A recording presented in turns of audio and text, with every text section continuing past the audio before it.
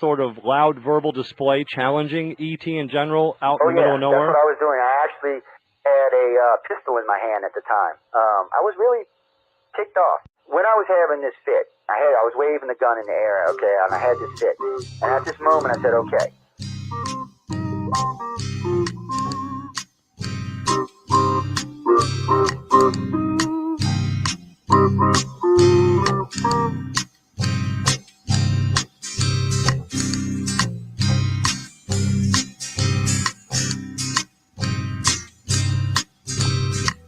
He was a Louisiana man named Montaldo.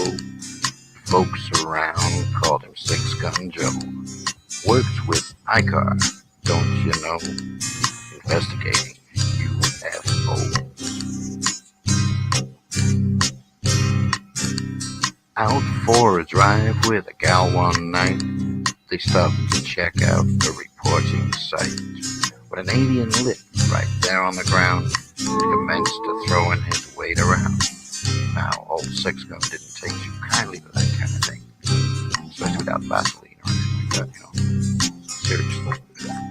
Well, Six Gun looked that critter right in the eye and said, "Any last wish before you die?"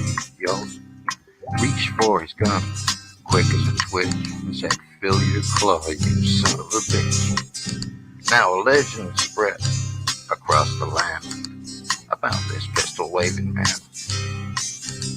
But if you're from space or from Earth below, you don't give no lip to Six Gun Joe.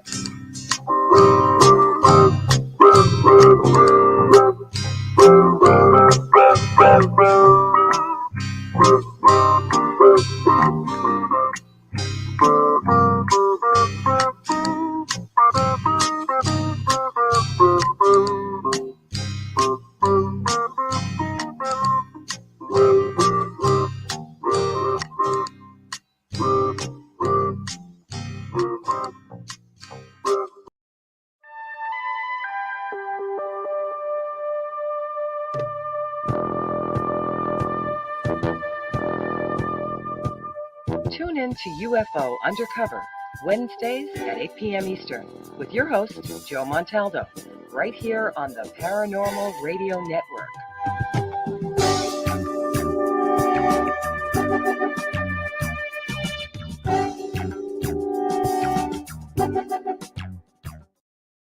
Welcome to UFO Undercover, with your host, Joe Montaldo. Yes, Joe Montaldo. Good evening and welcome to Joe Montaldo. For anybody asks, I'm smoking a cigar. No, not marijuana, cigar. God, y'all always got y'all's heads in the dirt. I know I don't smoke cigarettes either. No, I gave them up. Oh, God. Jesus, I gave up cigarettes 16 years ago. So before I even introduced the show, since somebody wants to know about this so desperately, they had to page me 800 times. So when I was young, I didn't smoke at all. And then around 17, I went to go get a cigarette from a friend of mine, and it was lit, and I puffed on it like a dumbass and ended up smoking. Then I quit when I joined the Navy.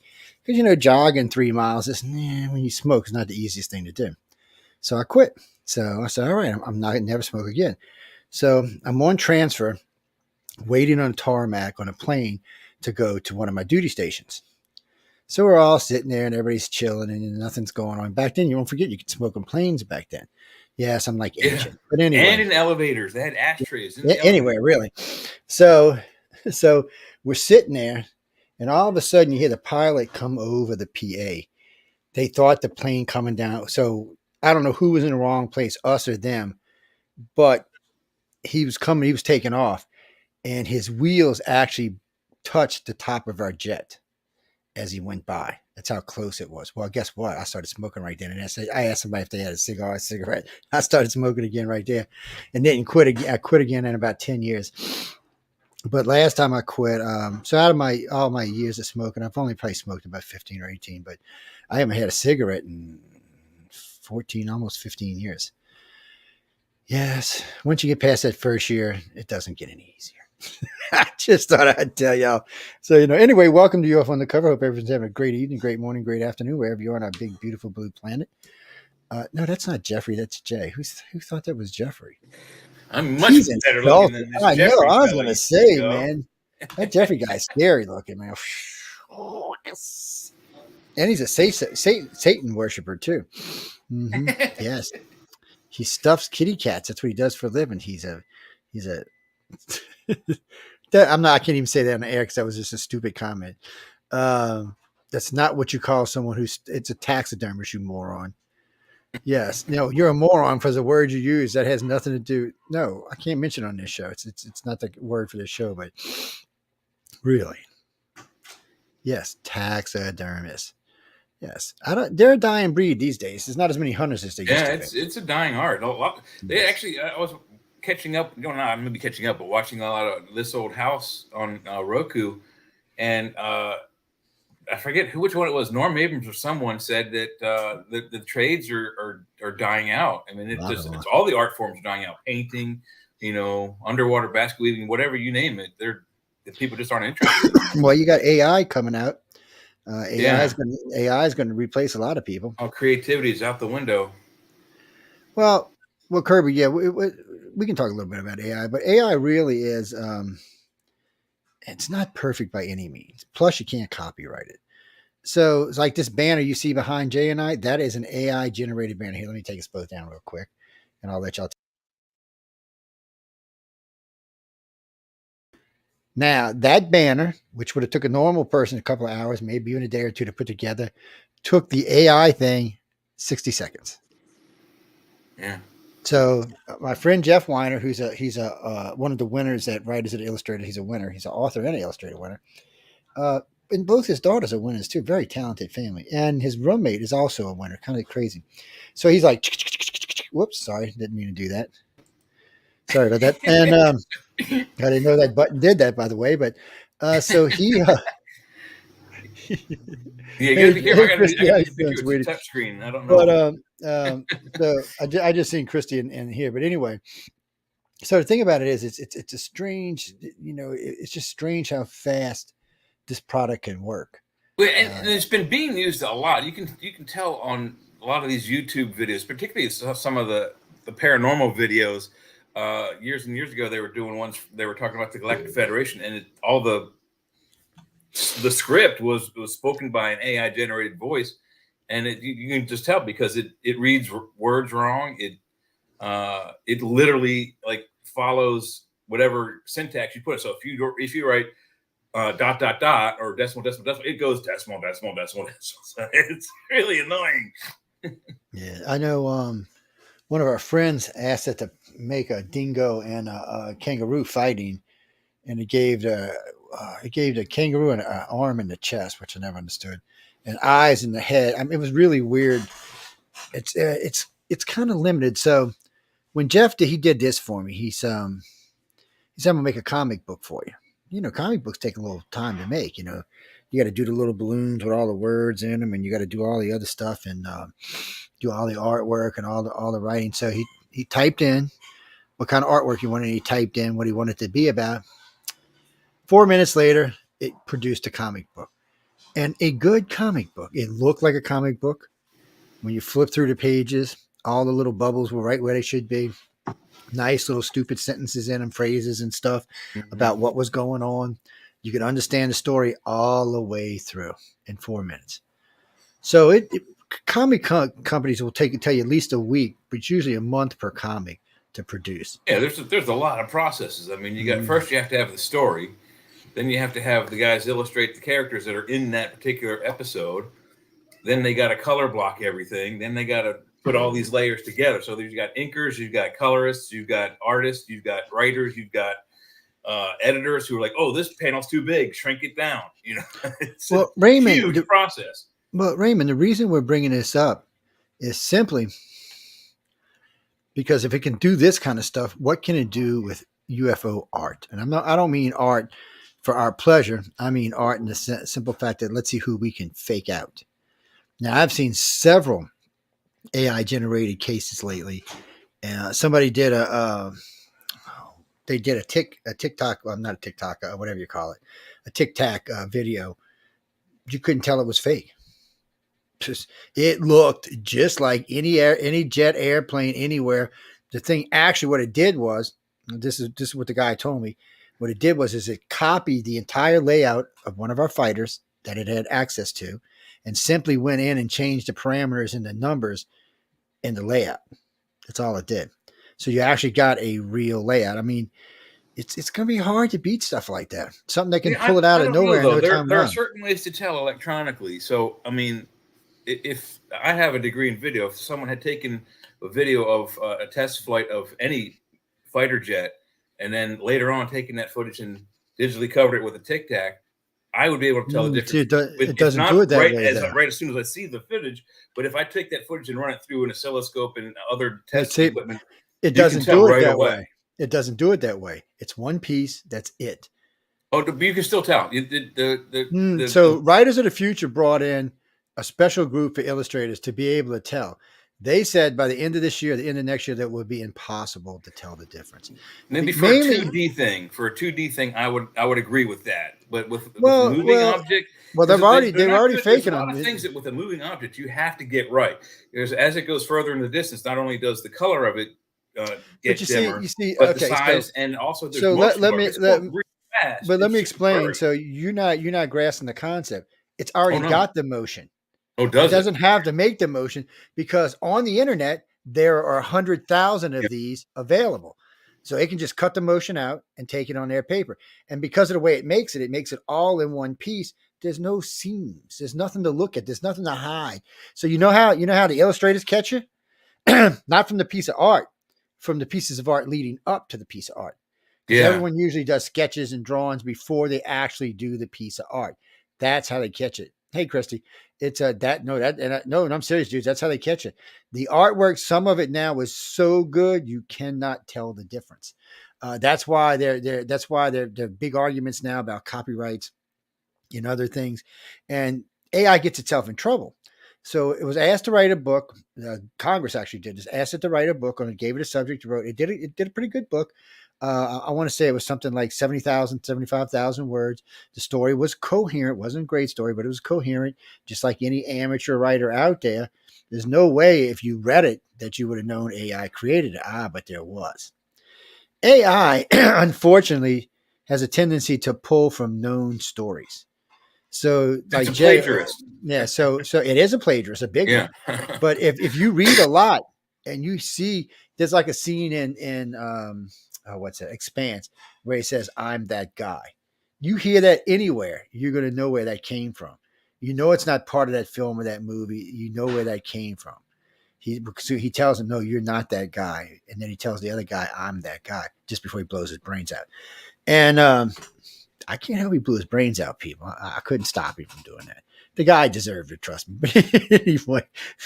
But anyway, it's different. I didn't understand it. I was like Jay. I figured it would have been way easier to understand this. But the more I talk with the professionals over at writers and illustrators, the more I realize, because you got to remember, Tom Wood, who's a personal friend of mine, and Echo Chernick, are two of the top illustrators, and not just the United States, but the planet. I mean, Tom does NFL, NBA, all kind of big stuff.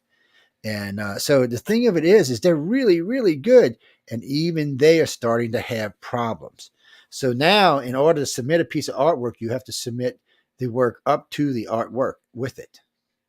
So you can no longer just submit a piece of artwork. You've got to submit your process up to it. And not just not just the process of the drawing, but the written process of how you came to this. Hey, guys, we're not the ones changing things. AI is tough, but AI's got, Jay's right. It's got faults here and there. You just got to know what they are. And also what you're saying about the actual creative process, I don't know how all writers do their things. They don't all do outlines, but if you're going to do a cohesive series of books, you have to have an outline. You're like, this is going to happen at this beginning, and this is the end, and I'll fill in the middle as we go. That's what Tolkien did, but he got stuck. So he intended for the Lord of the Rings to come first, but he got stuck, and he was like, well, I'll go over to this other project. Then The Hobbit came about, and he finished that book right away. And while he was doing The Hobbit, he would, draw down his ideas about what Hobbiton looked like and what the Elven runes would look like and what the Elves language sounded like. And those notes became his background for Lord of the Rings. And then it became the Silmarillion. So you can see the process, where he started at, where he got stuck and all the stuff that went in between. You can see the process. The electronic stuff, videos, I almost guarantee if there's a fake AI video, I'm probably going to detect it. But right now, we're at the early stages. 10, 20 years from now, Hollywood is hoping it to be seamless. So it looks like it's been captured on celluloid film. And in fact, in order for them to actually send it to the theaters, they're going to have to somehow take it to the labs and process that digital information and expose it to an emulsion. And if they do that before you know that it was digital, you'd never know. Yeah. So if you make a movie digitally and then transfer it to emulsion film, and if you're smart, you make it like you have 10 hours of footage that you cut to 2 hours of movie, you just created a false creative process. So Carol, the reason we're talking about all this is because lately I have been getting abduction clips of like aliens in people's houses and aliens in the backyard. Now, and that's not the first. I mean, we've had clips like this over the years, many times. We have people send us stuff all the time. There's a great one I posted. It's out of Pensacola, Florida. So what you see is, you see this girl in her house, a young woman, probably in her mid 30s, maybe late 30s. She's older now, I imagine. But there's a white picket fence in the yard. And you see something moving behind the white picket fence, but you can't really see what it is. So the person with the camera is just kind of walking along and scanning. And all of a sudden, when you look, there's a gray looking through the pickets of the fence. Of course, the person kind of freaked because, the gray wasn't supposed to be there because, no such thing as aliens. So they freaked out. So on several nights, they caught these grays around this outside of this white fence. Now, whether they were being taken or not is a good bet, but I mean, nobody really knows, but I mean, it's a good bet they were if it was a real film. Now, is it a real film? So when you look at this really good, I've been doing this a long time, and fortunately for me, I'm in the field, so I have people I can send it to that actually, like Bruce Maccabee and others who specialize in this stuff. So I'm looking at this, and it just seems to be just little things that don't look right. Part of face, the eye, the way it moved, which we expect aliens to move differently, by the way. We don't expect them to copy our movements. But the number one thing that gave this video away was what? The reaction of the camera person. So most of the video, there is no reaction from the camera person whatsoever. So originally they tried to say this was like a house video camera looking. Back then, we really didn't have anything that sophisticated. And more importantly, the gray is in different parts of the yards along the fences. And you could tell that the camera was moving at different times, not just panning, but moving. And so it kind of busted them. So I was asked to come down to their house and do an investigation. I'm like, well, look, guys, I said, I'm not believing you. So I got down there, had a long talk with them. They confessed that the video was fake, but it was real in the sense that it really happened. They could just never get it on film. They said they could actually point the camera, but it just never showed up on film. So I said, well, look, I'm in town. There's a lecture. There's a conference going on in Pensacola. I'm down here for the lecture. And if something's going on, call me. And they said, well, come around this time of night.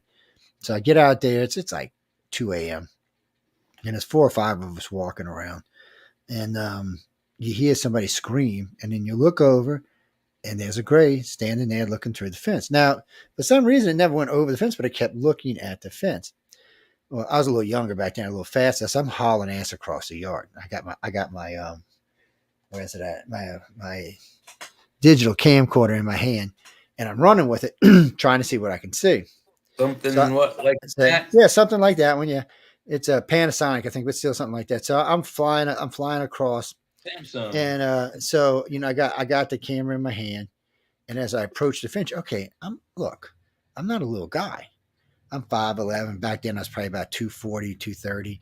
And I'm running up on this thing full speed. It's going to have to move, right? It can't just stand there. And it doesn't seem like it's doing me anything or affecting me anyway. So when I hit the fence, it just falls over. Just falls over. So they had 3 cardboard cutouts that were painted really well and 2 dolls that somebody had made by hand. They're pretty good. It was pretty good, but it's a completely faked thing. So AI is just making this easier now. AI can say, I want to see a gray walking around in my house or in my backyard. So if you can provide it the video of that yard and that house, it can make the Greys walking around in your house. It can make the Grey look as real as anything you've ever seen. Then there's another problem. There's a little series called Taken that has allowed for abduction fakes to be done pretty easy because there's a lot of clips in there that AI can use. Oh, movie studios, who wrote that? Movie studios are suing all over the place. There's nothing they can do about it. It's not copyrighted. AI is not copyrighted. And for some reason, the government doesn't AI consider is stealing copyright material.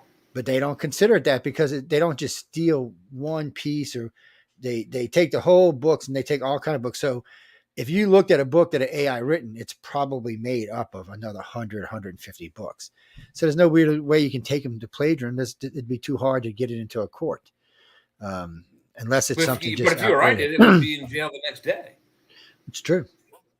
Because we would have to show intent to do it.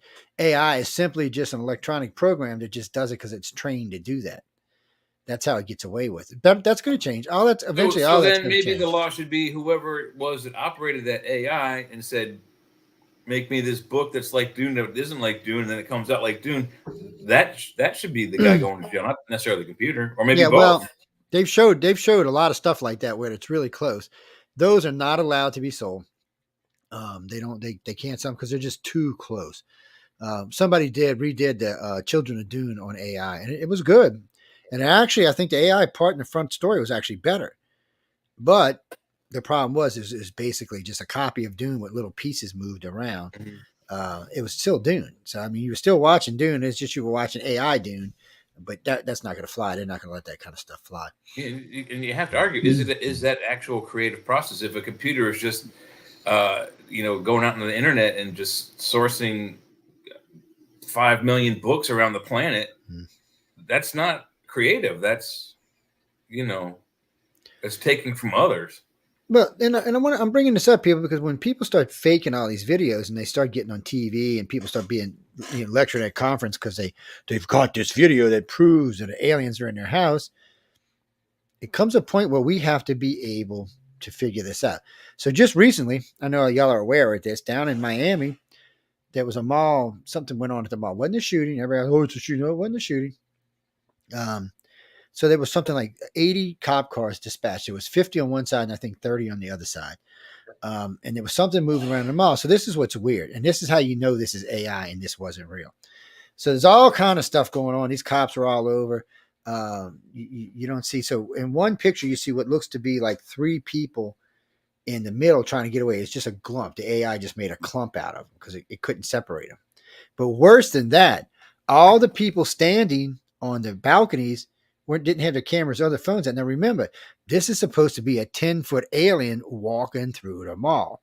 I mean, what's the first thing you're going to do? You're either going to run or you're going to take your video, one or the other. It's but they weren't running and they weren't videoing. That was a big mistake. And then the older AI, the hands and feet get stretched out. So this is your hand, and it would be stretched out to about right here. It's weird, but most of that's, but now it's getting more sophisticated. It really is getting more sophisticated. And as it gets more sophisticated, it's going to be harder for the researchers to tell. And I'm telling you, a lot of people are going to start making money off this because they're going to go make a video in their house with a gray or a reptilian or something coming through the house doing whatever. And then instead of having to write a book, this will be their way to getting on a lecture tour. What do you mean it'll never happen? You ever heard of Stan Romanek?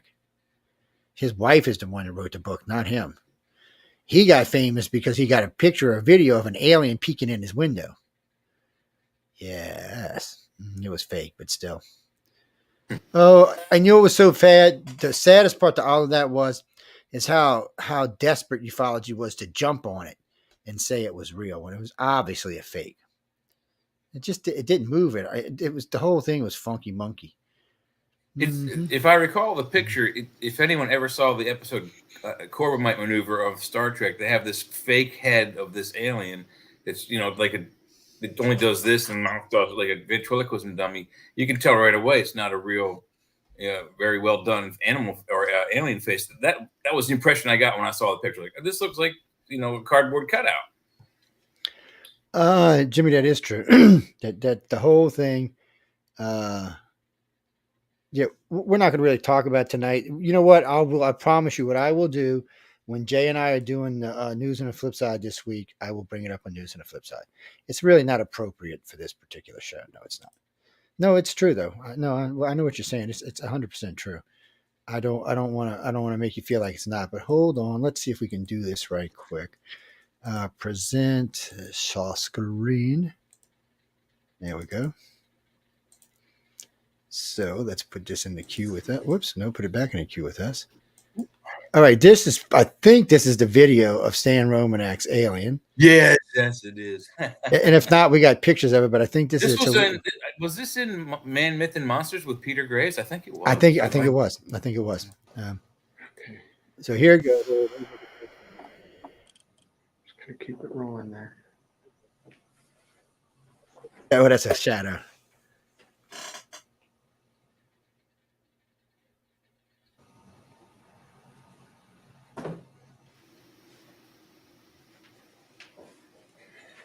Let me quick run outside to the window and throw up my cardboard cutout. All right. Dude, get out from in front of the camera. Ugly little bastard.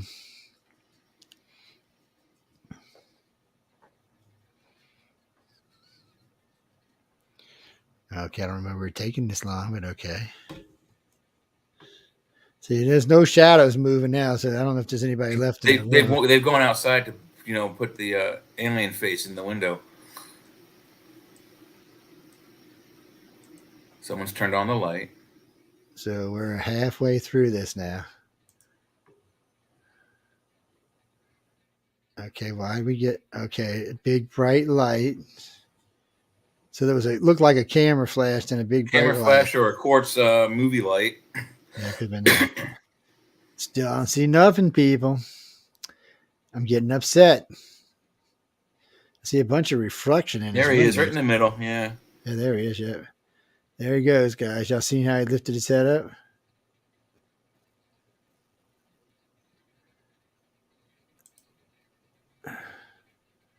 Oh, there he is. Where'd he go?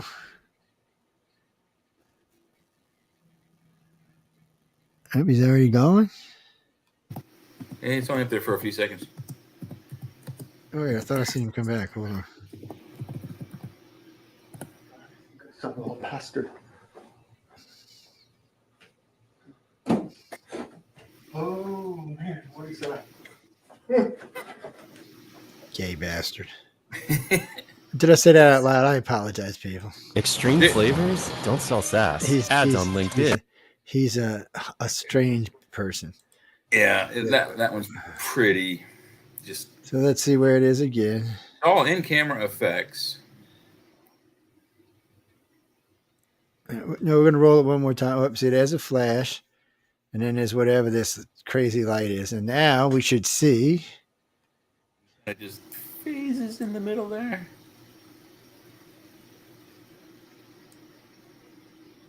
There it is. Yeah. That's paused, so y'all can see it. It's very faint. Somewhat 3D. I think it was like a paper mache maquette or whatever the hell they made, but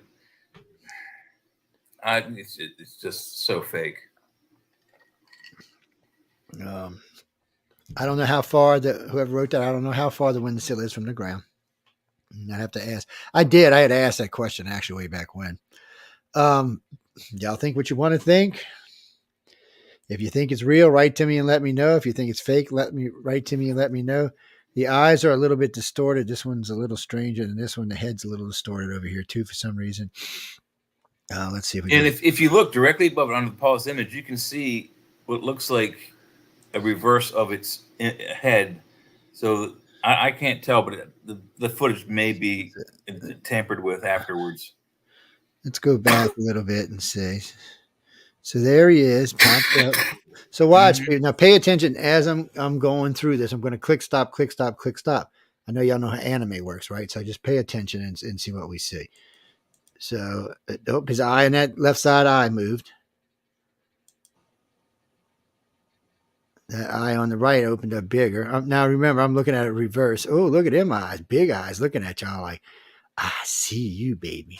Put some clothes on, you ugly bastard. I can't help it if there's naked people in the room. Click again. Click, click. Now, you see how his head jerked back there? Pay attention what's going on. His head squished for a minute for some reason. I'm not sure what that effect was about. And that was pretty weird the way he just dropped down. Let's go back. There he is. See, yeah, I know it's a bitch because you can stop and pause people's stuff. Well, you know, if you're going to fake stuff, let's go back. So there he is. Is that his mouth right there? I don't see no teeth or nothing. I guess that's his nose.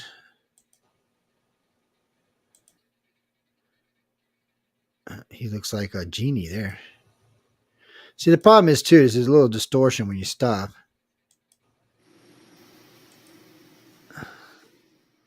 He seems to have a lazy eye. One eye seems to move more than the other.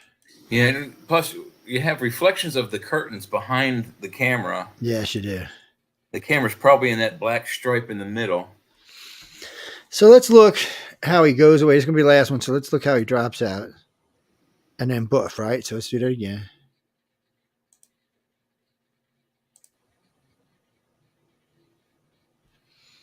Now, there's something about the way it drops out that bothers me. When I first saw it, I do remember my first reaction was, oh my gosh. Then when they went back on the TV shows and replayed it, it's like, it just looks like a paper mache dummy. And it wouldn't take very intricate mechanics to make the eyes close. I mean, look at Jeff Dunham. He's got dummies that talk their eyes. They got ears that wiggle. I mean, it's not that hard to do. No, really it isn't actually. Now let's take a look at this. The picture's blown up all the way. Yes. Okay. Yeah, let's see. Can I make it any bigger? Well, I mean, come on. I guess I won't. And there he is again. Yeah, standard. It's just a picture, yeah. So this is what this thing right here is supposed to be. This thing and this thing right here. Mm-hmm. And that's what they held up in the window.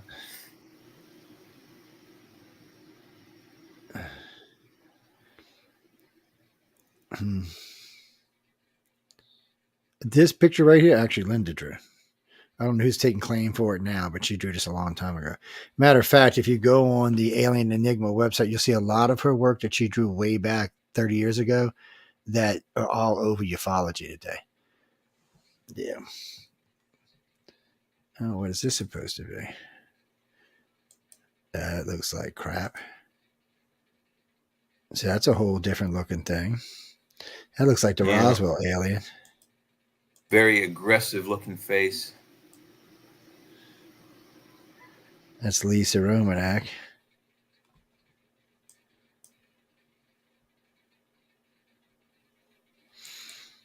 Mm-hmm.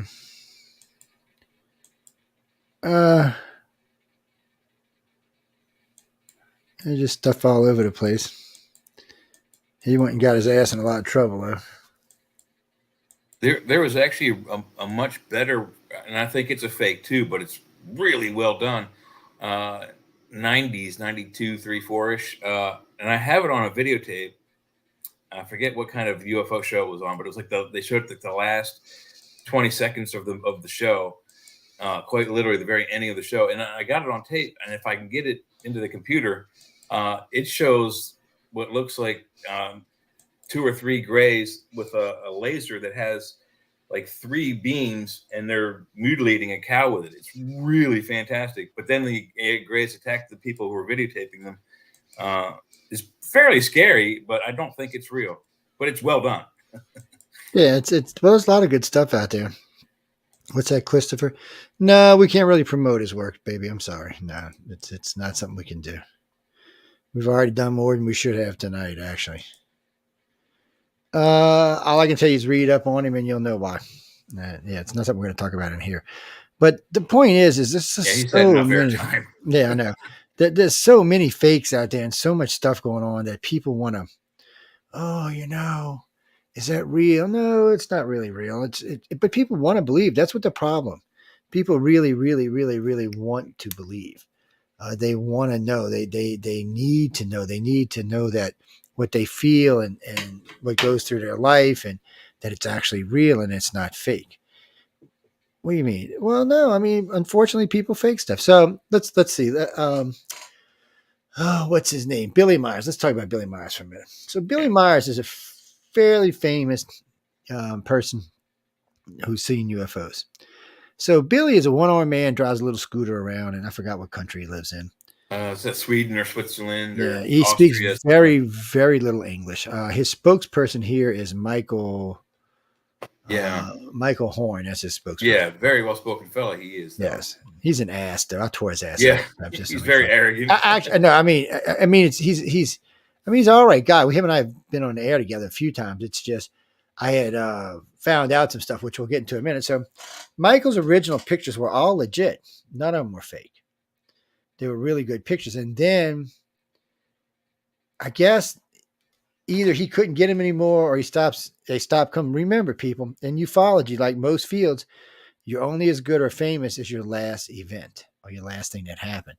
Once a year or two passes, then somebody else takes your place, takes over and says, okay, there's something better out there, even though in ufology there really isn't. One of the reasons I don't go to lectures as much as I used to is because it's basically the same old that they've been talking about for 50 years. Nothing's really, really changed. Well, ufology still has a hard time embracing abduction research, even though we've made it harder on them over the years not to. I've actually backed in quite a few people in the corners about this kind of stuff. But yeah, if you look back in the history of the entire series of Ancient Aliens, you're going to see throughout however 15, 16 seasons, maybe a dozen, if you're lucky, a dozen shows on abduction. They really don't like to go after that one on that show at all. I don't have batteries in mine, but I do have. He got his Thundercat sword. Yes, which one? This will stop that. No heart, no problem. This will even suck the energy out of that one. Your sword will stop working. Yes. I know, Pete. I know. We retarded. What can I say? But the amount of fakes that go through ufology is ridiculous. So in Billy Myers' case, he's really famous and he's really having good luck. And then all of a sudden, really fantastic footage too. His live footage was. And then all of a sudden, he wasn't. So then he started all of a sudden, a couple of years later, he started having all this miraculous footage again. More stuff started coming in. Mm-hmm. We're like, wow. But then we started noticing things like the UFO they got more elaborate each time. Yeah, but he made mistakes like the way the UFO was through the tree. There's just mistakes in it. And so he got busted. So I was talking with Michael Horn one night, and I was like, Mike, but no, he's still. I said, Michael, look at these two pictures. There's no doubt that they're fakes. Oh, no, you just want to say that. I said, no, I like Billy, dude. I said, you're taking this the wrong way. I said, you need to tell Billy he's world famous for being honest. I don't know where these 2 or 3 pictures came from, but he needs to stop. Or if it's not him, whoever it is needs to be caught and stopped. I said, because it's doing harm to his reputation. I mean, because they were obviously fakes. And he goes, do you know, Joe, he rides a scooter with one arm. I said, yeah, let me show you something. I got a video of him, right? So there's a video of him leaving his house on a scooter with a bunch of canvases and a bunch of other stuff going up to a mountain where he used to have UFOs and drawing, and doing work up there on his. I said, if he can carry all that up there, I'm sure he can fake a UFO. I mean, since all he's got to do is carry a camera. Yeah. And he's like, I said, Michael, I said, you're getting upset. I said, the dude's busted. Get over it. There's not much you can do about it. It's like the first time I remember this. I was giving a lecture and, I'd been on Coast to Coast a couple of times and talking about different things and, people. So the first time I ever said anything about someone, and it was above stage, about 400 people. I said, it's really strange, but everybody out here has a reptilian section in their brain. And you heard the whole audience go, whoosh. If 10 people in the audience knew, they were doing good. So then people start arguing with me. Oh, Mr. Montaldo, you're wrong. I said, oh, no. He said, how can you prove it? I said, it's called science. Look it up on the internet. There are slices of brain pictures in books. I said, it's the part that makes us what we are. I said, it's the part. It's not that it makes us aggressive, but it makes us protective. It makes us think. I said, it's the part that isn't going to just be ruled over because somebody wants to rule over us. So I said, you need to look it up and see exactly what it is, exactly what it does. And then everybody's audience still not. So I said, okay. So, I was doing a PowerPoint. So while I'm doing a PowerPoint, while I was splitting the screens with her, I was looking up. I looked it up, came up, stopped the PowerPoint, brought it up on the PowerPoint screen. I said, now, this is Harvard. Y'all know what Harvard is, right? This is their science division on the brain. I said, read clearly these 3 paragraphs. I said, I'm not going to read them to y'all. I said, I'll leave them up here for a couple of minutes as I drink some Coke. And I said, what does that tell y'all? All of y'all have a reptilian section in your brain, which means everyone in here has a common ancestor with the reptilian, not with the tall whites, not with the human type aliens, and not with the grays, just with the reptilians. I said, so maybe y'all should stop hating on the reptilians and start realizing that they're actually ancestors of ours and stop thinking they're the ones eating us when they're not.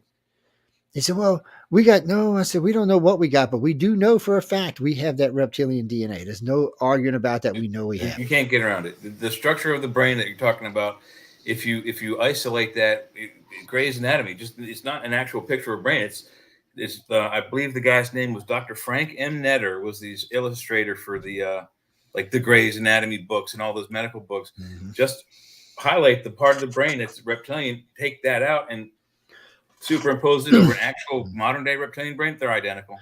And the reason I bring that up is maybe the reptilians aren't our enemies. Maybe all these stories you hear from the gray people or the human people are just that.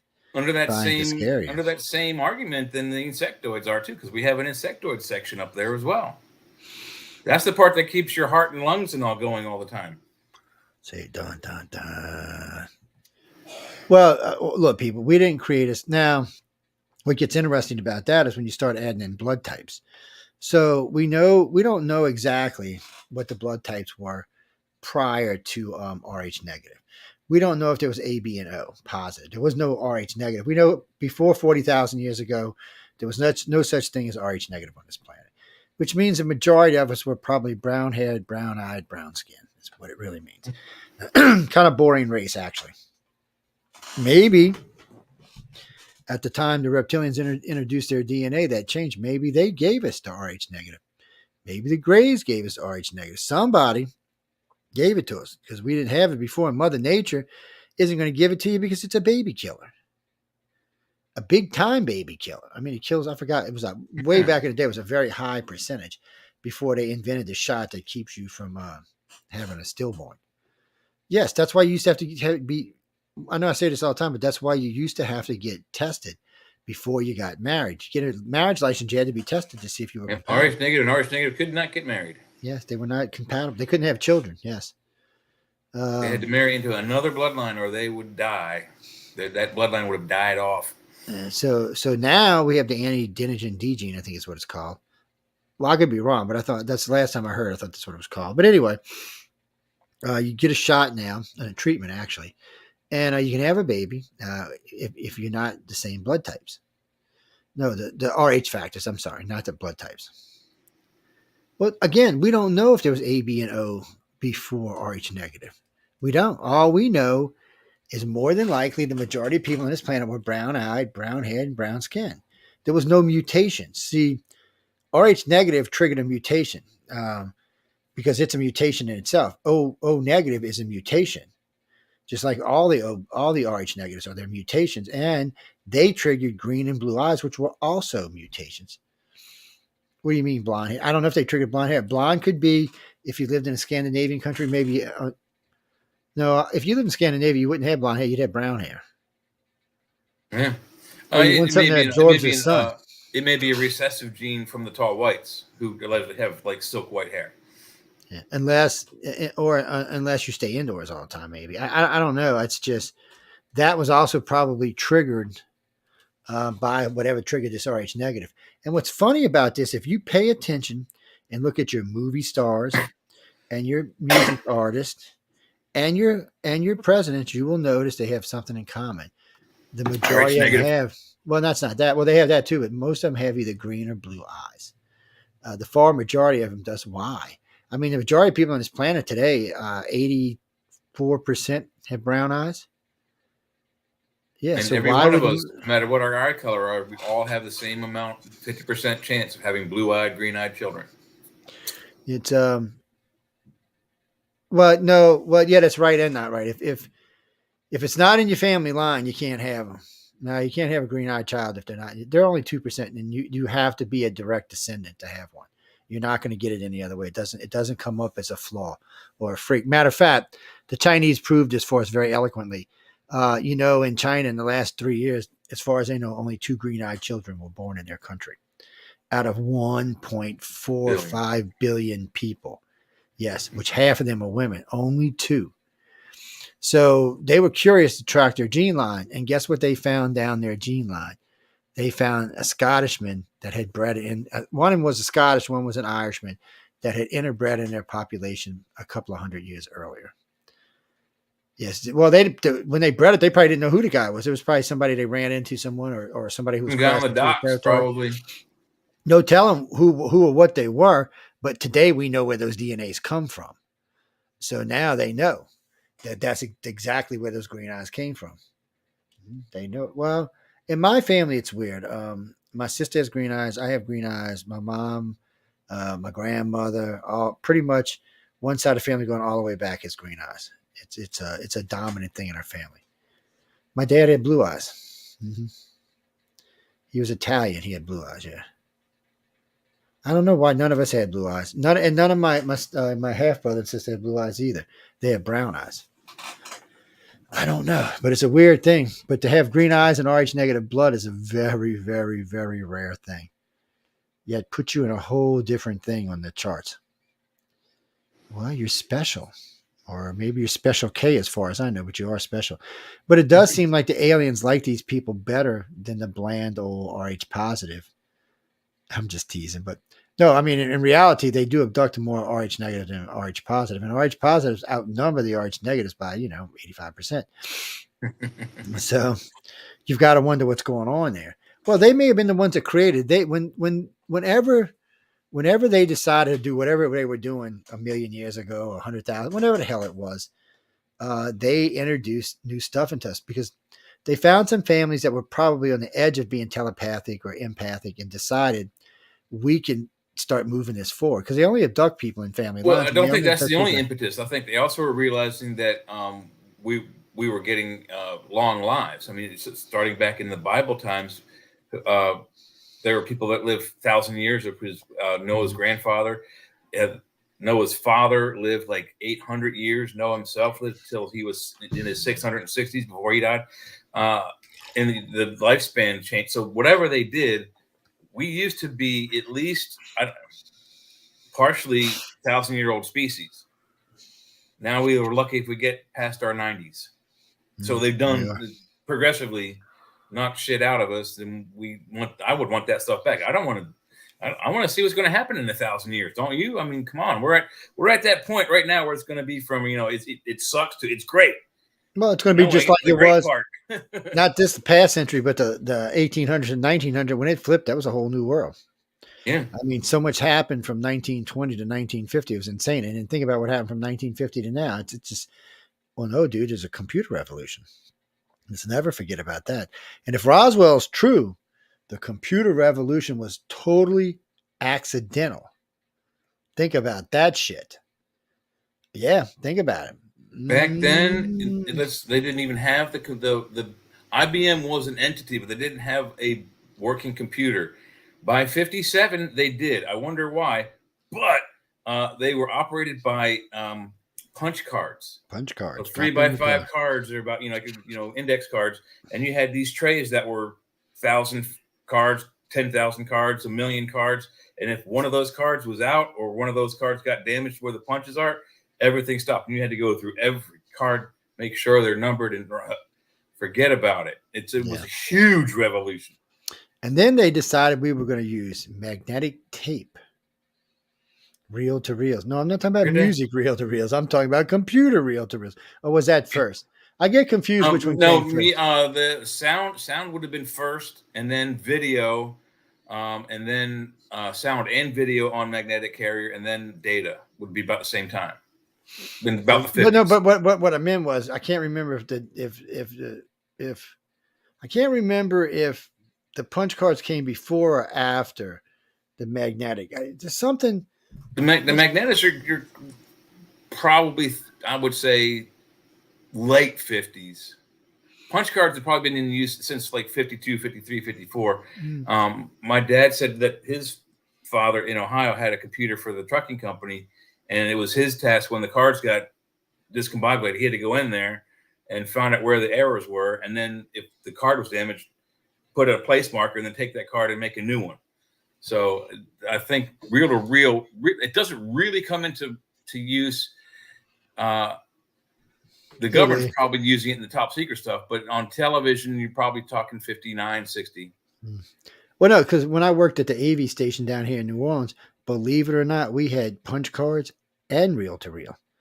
And we hadn't even started seeing real computers yet of silicone. I mean, when I say silicone, I'm talking microchip silicone, solid state, until I got there. And we were just so the AV station was 7 stories tall, 5 blocks long. It was one big computer. When you pulled up the panels and the ceiling panels, it was all computer, all of it. It was massive. So, and I hate to say this, that whole computer today, sitting my little 24 core sitting over here with 5 terabytes on it, is more power than that thing could ever wish to be. You can run every space program we had with just this phone. Whereas before it took one computer to do one mission, this thing could do all of them simultaneously, going from the Gemini, Mercury, and Apollos. You could run them all simultaneously with one of these. Well, Kirby, that's just this. So, getting back to what we were talking about, the aliens are very strange when they come to Earth. I mean, you got so many people saying so many different things about, like different pictures of this, different videos of that. Why are the aliens here? I mean, it's a beautiful big blue planet. I mean, if you were in space driving by, you might want to stop by and check it out. Especially or like if you need water to survive, and you've been traveling for 10 galaxies. Or like Jay and I have talked about, maybe this solar system at one time were all their homes. We haven't ruled out that Mars, Venus, and wherever that planet was between Mars and Jupiter. It's got many names. Tiamat. So the thing about it is at one time there was probably 4 planets here that allowed for allowed for life. Hey, what you doing, Leah? It's welcome, sweetie. How you doing? But there was more than likely all 4 planets. Okay. I'll go by this step by step to make it easier. So we found water on Mars. Okay, no doubt. We noticed air on flowing Mars. Water. Yes. So there's pressure, oxygen, and water on Mars, and there's also heat. So guess what that means? Hey, there's probably life there.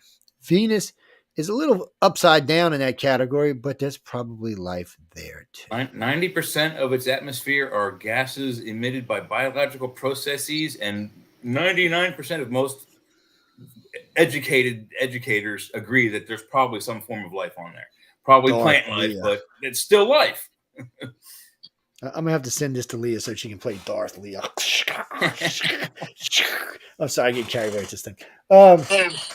It's one of those things, but really and truly, people, the amount of life we find all over the universe is going to be vast and incredible. So, what's it? Well, here's something to knock your socks off. Going back on what you were just talking about. What if all 4 of those planets were once all friendly neighborhood, Spider-Man things? No, I wouldn't say which planet was first? What if the 4th planet out that's now the asteroid field? What if that's where life began, and then we migrated in? What if it was Venus and we migrated out? Wherever the grays were, that's when started first. I don't know which one it was. Kirby, you mean if I had to pick a planet for the grays, I would pick Mars because 1, the grays have long arms and long legs. They're cartilage and not bone. There's not really much gravity on Mars. I mean, there's gravity. What is it? 1/3 Earth. It's 1/6 Earth. 1/6 Earth. Right. Moon is 1/8. Okay, so there's not a lot of I know there's not a lot of gravity. Oh no, you got it right. Yeah, 1/8 on Mars. And so anyway, your arms are going around, your legs going around. You can jump up to your stairs. You don't even have to have stairs. So they may have grown differently and been longer and linkier.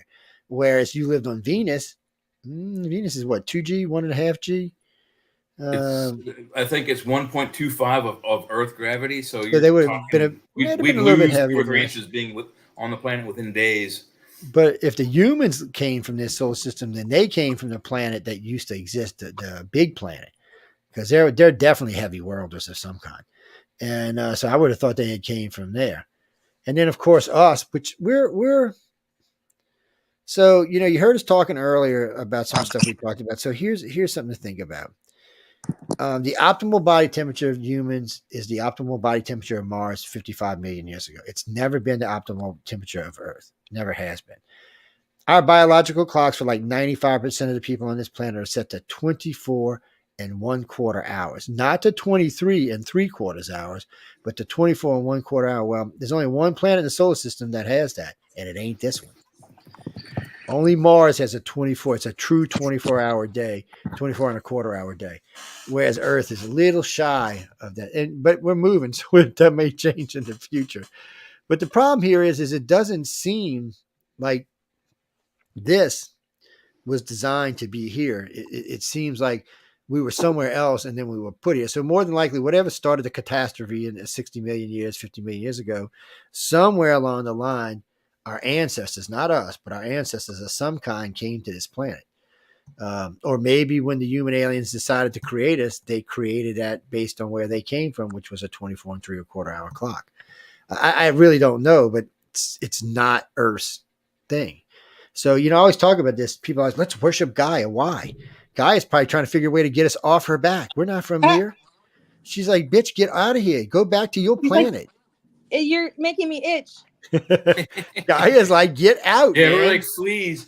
Another weird Well, my thing new age is flip out I of do that. believe we're the only mammal on the planet whose tears are caustic to the eye. Like when gorillas tears, they're not as saline. They don't make the eyes burn when a gorilla has a tear. Ours burn our eyes. Yes, salt water, huh? Well, Our sweat, or is our sweat. Our sweat burns saliva our is eyes. also consired to be a salt weapon if you spit it at someone. Yeah. Oh, you mean from the early part of the song? Is that what you were talking about? Here, I'll demonstrate what I was doing. Come on, Mr. Gray, where you at, baby? I got this for you. Yeah, that's exactly what I was doing. Not like that. I had a different gun too, by the way. It wasn't this one. Oh, that particular night I was carrying the 357 Magnum stud nose. Yes, a little baby cannon. This is a much more powerful gun than that one was, but still. Yeah, what you were carrying was what's called a wheel gun. This is kind of let me blow your chest out and watch it come out your back or your back. No. Mm-hmm. I had one of those. They were nice. No, Jimmy, I don't carry it for the aliens. I don't think it'd even work on the freaking aliens. I carry it for, you ever seen the movie Deliverance? That's why I carry it. No telling who you might meet down here in the bayou. Mm-hmm. And I want to make sure we ain't going to have none of that. Any of that. Anyone who grew up anywhere south of the Mason-Dixon line, when they hear banjos and there isn't a neon bar sign, we run. That's right. Or we get out the shotgun, one or the other, whatever comes first. I'm not allowed to have one of those for a while. What's Stephanie? Wait, what? No. I mean, aliens. It's weird because it does. The more we look at this, the more it seems that there is more relationship between us and the three major races that have. There's more than three. There's like 6 races that are coming, but there's only 3 that abduct. The other 3 are involved in different ways. Like the real tall whites. Okay, there's 2 sets of tall whites. I don't want to confuse anybody. There are what we call the human aliens. They are also tall white. They're very pale skinned, long hair. A lot of times it's really long. They're usually somewhere around 7 or 8 foot tall, about the same size as the reptilians in weight and height. But there's also the Area 53 Charles Hall tall whites, which is a different race altogether. And at first we didn't put them in our book until, God, it was 15 years after he originally told us about them, because we have to have X amount of evidence to consider something real, or at least be researched. If we get one person who tells us and nobody ever tells us again, well, we're not going to waste our time on it. You're talking about the Kendrick alien. That's not what he's actually called. It's I can't think of his name right now. He's big, tall, like 9 foot, hairy, almost looks like a minotaur. Yeah, no, I've heard about him, and I've heard about him 8 or 9 times. He's actually intervened on humans' behalf and have come and taken humans from being taken. Mm-hmm. Yeah, from the tall aliens, the human aliens, he's actually come and taken from them. Yeah, the Charles Halt aliens were, I think his experiences were 62, 64, something around there. Yeah. He says that he had to, walk on eggshells around them because if he did the Yeah, wrong they were thing, they would they were instantly very kill angry. him. Yeah, yeah. Yeah. So what happened with him, he went out there and of course they freaked him out the first time he seen him. Yeah. And then after a while, they started getting to know him, so they let the kids come out. Well, Yep. the general told him, don't touch the kid, don't scare the kid, because they will kill you they will drop you right there on the spot. No ifs, ands, or buts. And he said, we have no rules. He said, they've already killed 3 soldiers on this base, and we have nothing we can do about it. We're not going to retaliate. Even though we could probably kill them, we're not going to retaliate, because in the end, they would retaliate and wipe our asses out. He said, so we're not going to do it. He said, we have to learn how to live with them. And that's what they've been doing. That's what Charles Hall's thing was. They were trying to learn how to live with them. It was a culture shock thing. What do you mean? Cultural exchange, but by way of extreme shock. Leah was one of them people out there at the casino. She was the one probably throwing the dice with the damn aliens. I lived in Las Vegas for a year to the day, and I never gambled once. No, so you missed the tall whites, fun. and they used to go gambling. No, Chris. Okay, first off, I'm not making this story up. That was how this all started. Guy calls me up and said he was meeting these aliens and blah blah blah. He told me all about the military stuff. He was a weatherman. I think he was a lieutenant at the time. Anyway, and he said they used to dress him up in clothes and take him to Vegas to go gambling. I was like, "What the bleep did you just say?" I said, "Dude." I said, "Do I look completely stupid to you?" And he said, "No, Joe, it's real." I'm like, "Dude, aliens gambling in Vegas. What do you think? Nobody's going to notice aliens?" So he goes on to describe what they look like and how they did it.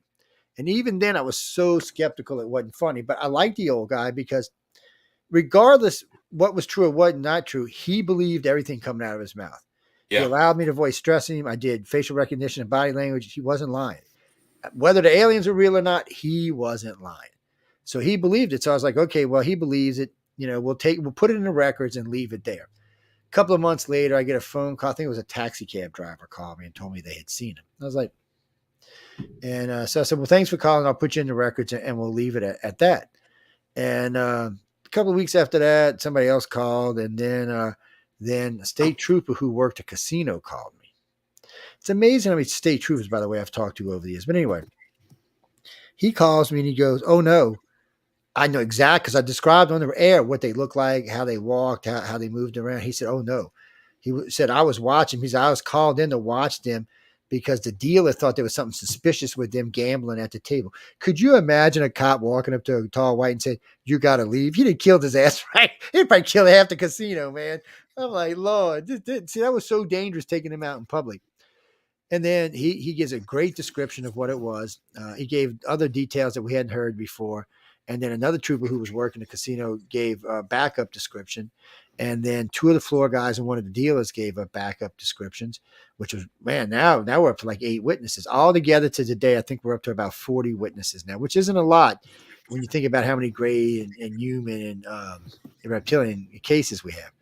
But still, it's enough to think there's probably something going on. And since these aliens aren't involved anywhere else in the world but Area 53, that's why it's confined to that area.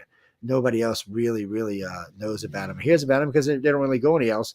They leave the planet, they come back to the planet, they leave the planet, they come back to the planet, but they're not going around abducting people or slapping people around. Oh, no, they bring Leah for the abduction stuff. That's her job. Yes, she has this special glove. We can't talk about that. It might scare some children, but no, she has a special glove just for this. Oh, what's that, Frankie? I'd like to know. I mean, okay. So what is it? And how do you say it? Ascles. I don't know how you say that planet. That Ecclesiastes. Yeah. So there's that one, and one of other Jupiter's moons. So recently, they're both big water moons. So they found. Oh no, you're talking about, okay. I thought you were talking about the Bible. Ecclesiastes Bible. But that's the name of the moon. The water moon is Europa. The volcano moon is Io, and on Saturn it's Enceladus is the water. Yeah, Enceladus. That's it. Thank you. So on these 2 of these moons, these water moons, they already on one of them. They had landed something, and they thought they seen something large under the water, like whale size, but they had to let it go anyway. So recently around the moons, they had found in ice particles the building blocks of life. Not just the building blocks of life, but the type of blocks that have probably already been used. Not my words. This is all NASA science, people. You ain't got to take me for the word. So NASA is now really happy because they think there is probably advanced life. Now, when they say advanced, they're not talking human life, which there may be, but that's not what they're talking about. They're talking about like animals, Like fish, mammalian, yeah. whale size. Yeah, Like animals. not just germs. No, Intelligent not just creatures. germs. Yeah. And creatures, they might be, we could list off a bunch of creatures that could be there. Anything that could live in Alaska could live here is what they're telling you. So I was kind of like, wow, that's big, wide spectrum. And then recently on a planet that is 100 light years away, as a beam. So, when James Webb is doing this thing, it sends out this beam and it's going through and it passes through the atmosphere. This one particular atmosphere, they found particles that can only come from industrialization. It cannot come from anything else. So they're pretty sure there's advanced life there. Yeah, so they're pretty sure there's advanced life there. It didn't communicate back to us, and that we've sent signals and nothing's come back. So what level they are is hard to say. Is there more or less than us? Nobody Could really be medieval knows. times for them. Yeah, so we just don't know. But if there's enough stuff in the atmosphere for us to recognize, I would think at least this point of evolution or higher. Because our planet's pretty, if you shot something through our atmosphere right now, you'd go, oh shit, how them humans living? It's if you were to gauge our planet on a lifespan, where would it be? Like if it was like 1 to 100 and 100 was the end? There is a scale for that, and I forget what the guy's name is, but we rank at 0.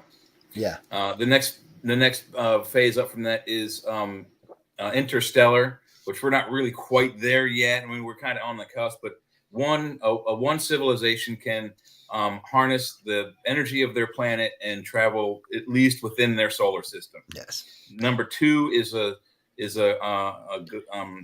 solar system level civilization. They harness the power of their entire solar system, like all the planets within it, and then they can travel within their galaxy. So they're intrastellar at that point. Yeah. And then the next one up is 3, and that's galactic power. I forget what I guess it's you can harness the power of a star. I'm not really sure, but it goes on and on to like 4, and 4 is like God level. Ha! It's but Earth itself. So Earth it's 0. Because when you look at Earth, so let's look at Earth. I mean, people can argue this, but basically, there's 1 billion years of life on this planet. Now, for 200 million years of that was amoebas running around in slime. Going, oh, look, that pink slime looks better than that green slime. Oh, look, she's cute. She's pink. No, whatever. So this went on for a while. And then we had creatures grow on the planet, which we don't even really know what they are today. There's remnants that we find. We know that life existed on this planet in some type of animal form. We just don't know what it was. And then, of course, there was the next extinction. After that, we also know there was more life on the planet. So when you come forward from those, there's 5 great extinctions from that 200 million year or 300 million year point till today. 5. So let's say that's 700 million years. That means there's a great extinction about every 1.5, every 150 million years. There seems to be a great extinction. So this is weird. And I brought this up with Michio Kaku and it freaked him out a little bit. So I said, we're people forget our planet's spinning, like it's supposed to be, going through our solar system, and our solar system's going through the galaxy, and our galaxy is going through the universe. Whole thing, everything is moving, everything's spinning, everything's going. So as our solar system is going through our galaxy, it doesn't just go in a straight line or just a big curve. It goes up and down and wiggles and goes up and down and comes around in a big arc so my point is every 150 million years, we may pass through a part of the galaxy that is not conducive to life, like a big patch of red giants or something like that. Something that irradiates radiation belt that our magnetic sphere can't stop. Something that's killing the overall majority of life on this planet, because it's not making sense. Every year the planet itself goes through. There's a part. I forget what it's not the Van Allen belt. It's meteorites from the asteroid belt. We pass through these meteors every year, and every year it dumps hundreds of rocks on us. It's good. We'll talk about it. So we're in danger of getting hit every year. Period. So, Dan, I'm glad you brought that up. So it's always been the same 3 things for me. There's only 3 ways humans came to be on this earth.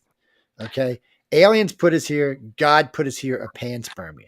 That's really the only three ways that came here. Of course, religious people are going to argue that God put us here. Okay. Alien people are going to argue that aliens put us here. I don't know. I couldn't tell you if there's true for either one. Panspermia is probably the most likely theory on how man became, or not man became, but at least life on this planet became. Or maybe life in general. How we got here, I think, is more of an amalgam of I think we're a little bit more complicated. But for the bulk of other intelligent creatures, it's probably panspermia. Some rock hit some the other rock that had building blocks of life, and those building blocks went like a shotgun blast and hit planets. That's probably how it happened. So Rena, panspermia is easy. It's just so the universe. This is what proves there's life other than our planet. I don't even know why anybody even argues anymore that there's other life other than here, because the building blocks of life, which are life itself, are found everywhere in the universe. So that has been bombarding our planet since the planet was created. Those building blocks of life are actually more abundant than the most abundant element, hydrogen. Yeah. So they're constantly bombarding our planet.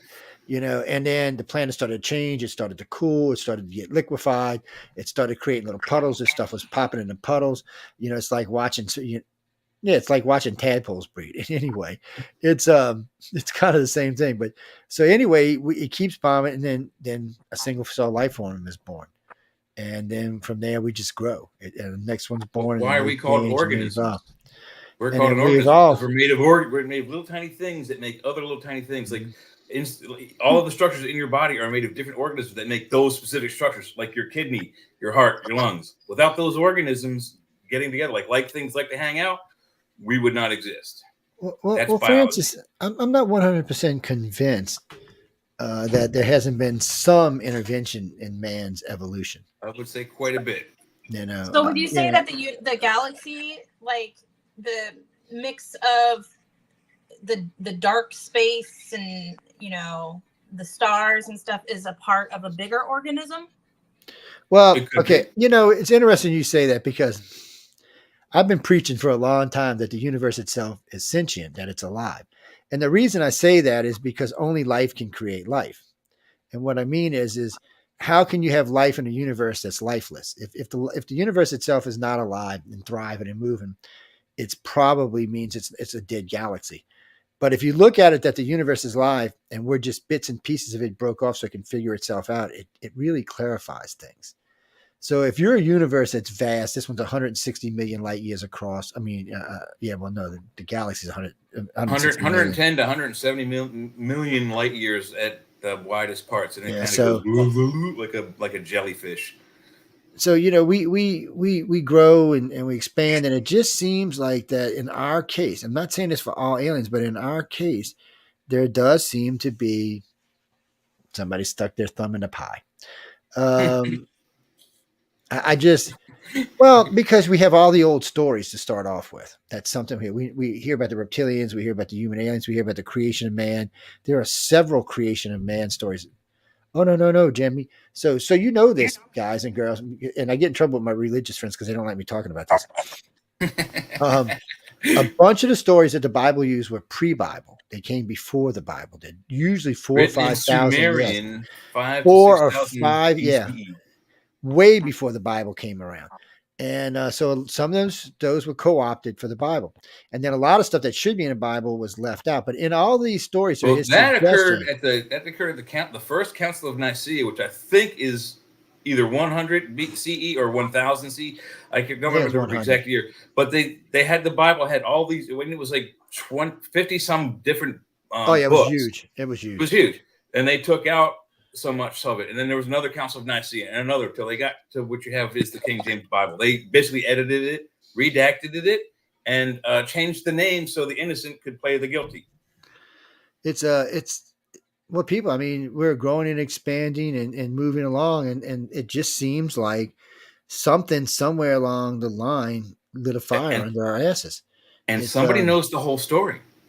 So think of it this way, guys. So let's go back 200,000 years, Cro-Magnon or Neanderthal. Let's go to Neanderthal because Cro-Magnon wasn't quite there yet.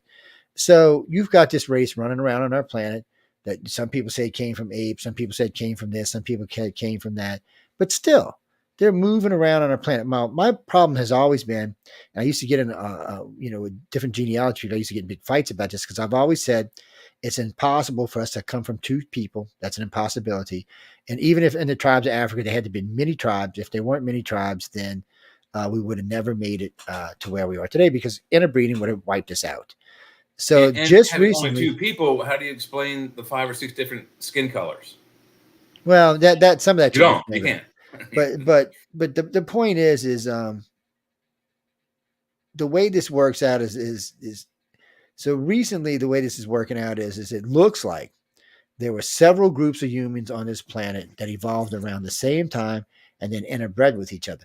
So originally they thought Neanderthal they thought Cro-Magnon killed Neanderthal, but now it looks more like we bred them out of existence. We bred with them, and Cro-Magnon was a stronger gene than Neanderthal was, and we simply bred them out. Now, if you go by Lloyd Pye's theory, Lloyd Pye thinks Neanderthal turned into Bigfoot. That's what he thinks. He's pretty, he just, that's a theory of his.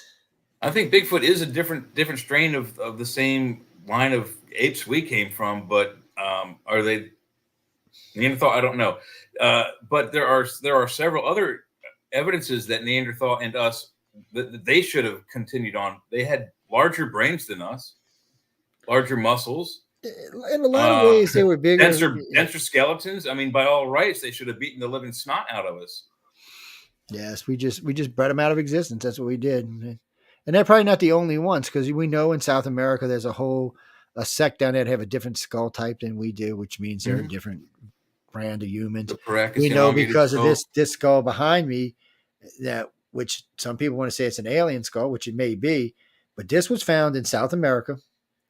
The family had found it. Now, the DNA on this tested 50% human, 50% something else. Nobody actually knows what it is because we don't know, but it may just be a hybrid. They figured there was 5 or 6 or maybe even 7 hybrid races that kicked out of the human race. It was just Mother Nature's way of trying to find the best people for the planet, or the aliens' way of trying to find the best people for the planet. Best people for them, whatever their purposes. Jimmy could be God. Jim, I'm not ruling out anybody. But somewhere along the line, it seems like we've had some kind of guidance, some kind of push. Well, we're just moving faster than. So look at evolution. Let's hear this. This will help Ollie out.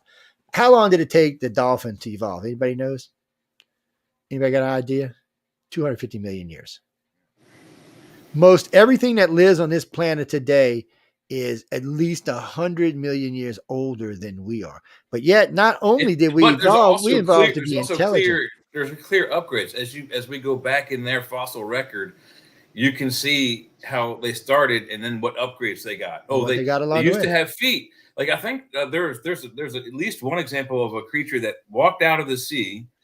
The fins became feet, and then at some point it reverted back to the sea, and the feet went back to fins. Well, see, they're not sure about dolphins. That. They don't have that for our. They're not sure if dolphins came from land or went to land and came back. But anyway, if you see a dolphin skeleton, you'll notice that it's the only animal besides us that has a straight spine, by the way. It does. When you look at its flipper, it has 5 flipper bones and both sets of flippers. The hand flippers and the feet would be the feet. So they're pretty sure at one time. And what's called inside the thoracic collar, it has seven neck bones. That's unusual. And a brain 1.5 times the size of ours, with at least 2 additional senses, where we have 5. And one additional structure. We're not sure what it does, but it's probably where their sonar comes from, and it's also a deadly weapon. They can burst the organs of sharks. They can. So it's cool. It's a cool thing. I don't know, guys. It is weird.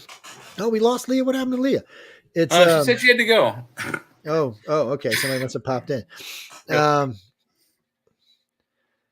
What's that, Christopher? No, I mean, aliens. You mean, dude, they came first? Did they come with us? It's hard to say. There's some evidence to suggest that they've been here as long as we have been, screwing around with us. There's some evidence to suggest that maybe whoever built Atlantis was one of the survivors of one of the other worlds that went. Okay, so a lot of people believe that Mars and Venus at one time were just like Earth is today, and there is evidence for Mars for sure. There is some in Venus because its upper atmosphere is a lot like Earth's. So it does look like these 3 planets were probably identical at one time. So let's say Mars knew what was coming. Maybe it was a war. Maybe something passed through the asteroid belt. Maybe something destroyed the big planet, and they knew everybody was going to get bombarded by. And they knew Mars, because Mars is the closest to the asteroid belt where the planet would be. It probably took it the hardest. We're the second closest, and Venus is the third. Whatever hit Venus, it's still in global warming. I don't think Venus is from here. It may not be. It rotates counterclockwise to all the other planets. All of our planet goes counterclockwise. Venus goes clockwise. Venus also does. I think it goes around the moon. Does it go around the sun the wrong way too? I don't recall, but I know for sure the planet itself is going opposite all the other planets. All like whatever the sun is spinning, Venus is going the opposite direction. It has the opposite. So it seems to be a captured item. Because everything else that was created in this solar system is all spinning in the same direction. That's the latest. Yeah, but we got one that, or two planets that do weird shit that go out. There's the moon of Uranus that rotates the correct way, but instead of being up and down like this, it's on its side. So something came by and knocked it over like a pool ball. Well, no, Pluto and Charon do weird stuff too, but it's something I can't remember if it's Uranus or Neptune. One of them have a weird. They change orbits or something. Yeah, I'd have to look it up to be 100% sure. Oh, I used to be really good at astronomy, but it's not in my top 10 things anymore. Do you know how many planets up there while we're talking about it, how many of them have rings? 4, 3, 4. I know 4. Jupiter, Saturn, Uranus, and Neptune. All 4 of them have a ring. Yeah. And what's his name? I forget. It might have been Billy Meyer. We'll go back there for a second. I believe he predicted that they would find a ring on Jupiter, and then like 3 years later, they found a ring around Jupiter. It's let's see. I will talk to you in a minute. Where is Michelle? I wanted to let her know he was running over a little bit. Okay. Before she comes in and slaps Jay around. I'll blame it all on Jay. I thought I was sitting in the wrong studio. I was like, what? Did I pick the wrong link? Where am I? A little God damn it. Sorry guys, I didn't mean to curse y'all. Won't be live side. While you're doing that, I got a pretty weird. I can't call it a coincidence. I was looking at the alien autopsy with Jonathan Frakes the other day and researching that. And there's a whole bunch of new documentaries with Ray Santilli and Philip Mantle, where some say it's fake, some say it's not. And it's the same argument as from 1995. But anyway, I was also started looking back at the Roswell incident. And you know what's weird? Aurora, Texas, 1897, 50 years earlier, the craft allegedly landed on a judge's property, and his last name is Proctor. 1947, Mac Brazel, who is the foreman for the Proctor Farms, finds the weird debris on his section that he's in charge of. And where does he go right afterwards with the debris? To the Proctor's house. Is that a coincidence in your opinion? There's something really screwy about that. Shit like that's just weird, man. I mean, I'm surprised no one's even mentioned it before. I was just thinking, I was like, wait, isn't there a Proctor in both incidences? And I'm going back and I'm like, well, hot damn, there is. She said she's going to come over here and hurt you. Well, I blamed it on Jay. I said it was all Jay's fault. He was late and shit. No, I was thinking. No, Lee, I was thinking, some people believe in forced evolution. Some people believe in chaotic evolution too, but forced evolution means, so let's say I call it species rape. Yeah. Let's say 50,000 or 100,000 years ago, something, I'm not saying it was aliens or God or anything. It could have been something that come off of an asteroid or meteor, some kind of thing that forced humans to make its next jump in evolution. Could be what virus. I mean with it, see, a virus. Certain things can cause us to evolve because we need to survive. Yeah, otherwise we're going to die off, right? So sometimes things from outside will force us. Well, look at COVID. COVID forced all of us to evolve in many different ways, which we're not going to get into on this show. Come join us on Friday night, and we'll talk about that. Yeah, we can talk about Stan Romanek Friday night too, but we can't do that on here. No. We have a very select audience. We don't talk about them kind of things here. Yeah, he's had enough airtime. Who? Trump's a contactee. Well, somebody the other day says, Joe Biden's an alien. I said, he's like, why? I said, Biden just got on national television and said he remembers taking the tram across the going across the Francis Scott Key yeah, Bridge by train. Yeah, many or times. by train or by car. There is no trail cars no, or trail no, racks no, on that. no rail on never that. have been. Not ever. No, ever. No, you can't even say, oh, you remember this. Nope, not ever. No, it's worse. He's done worse stuff than that. I mean, so I don't know. If he was an alien, I think they would already fix that problem. Or if he was friends with the aliens, I think they had to fix that problem. So no. They would have been like, here, Joe, drink this. Oh, hey, I feel better. Trump seems to be getting a little goofy lately too. So I don't know, guys. I'm not voting yet. We got till November. I don't know what I want to vote for. I heard Kennedy picked a pretty good running partner, so I'm gonna look at him pretty seriously now. You want to hear something scary, Joe? Hmm. Trump came up in another UFO thing I was looking at today. His uncle is associated with Tesla. See, he might have some weirdness in him. Just think about that. I was like, what, really? His uncle, John Jimmy Trump, did some work with Tesla right after Tesla broke bonds with what's-his-face, the other really rich guy who was funding him. Before we move on to alien thing, let me express some love and hate about Tesla. Tesla was brilliant. Tesla was going to give us free energy. Oh, yes. But Tesla had a problem. It wasn't just taxing with the government. An ego was the size of a house. Everybody I've ever read said he was impossible to work with. He was egotistical and arrogant. And I'm just going by what I read. Now, I wasn't there, so I can't say if that's true or not, if that's just something. But there's a lot of people wrote about him, not just government people, friends, family, co-workers. They said the reason he was offered many times that he'd have been a multimillionaire, but it was either his way or no way. So that means he didn't get his money and we didn't get his technology because of an ego, which I understand it. I really, truly do. But sometimes you have to bend a little bit. And in his case, he just wasn't willing to bend. And the government is never going to bend. So, I like Tesla. Tesla invented a lot of things, which, the amount of his patents seem to be shrinking. Yeah, I said I noticed the amount of his patents have been shrinking lately, but but they're starting to give him credit for the stuff that he actually came up with. Like, they were saying he's one of the guys responsible for the idea of cell phones. Who told you Edison invented the light bulb? Edison improved the light bulb. He didn't invent the light bulb. Actually, I think Tesla's design was actually better. Tesla's design was a reusable device. And he didn't invent it either. Yeah, but it was a reusable device, not a disposable device like Edison's. It was something that was friendly to the environment. So you get your light bulb, let's say it runs out of the gas that turns it to glow. So you take that dead bulb to the Tesla shop.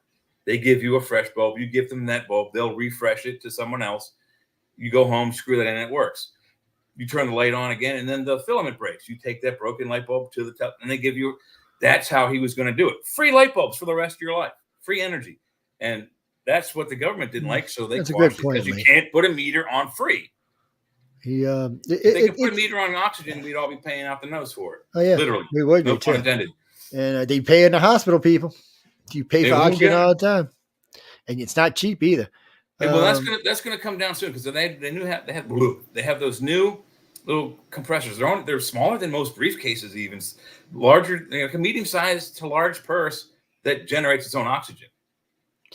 So the technology is there that we don't need those anymore. It'll be free. Still, again.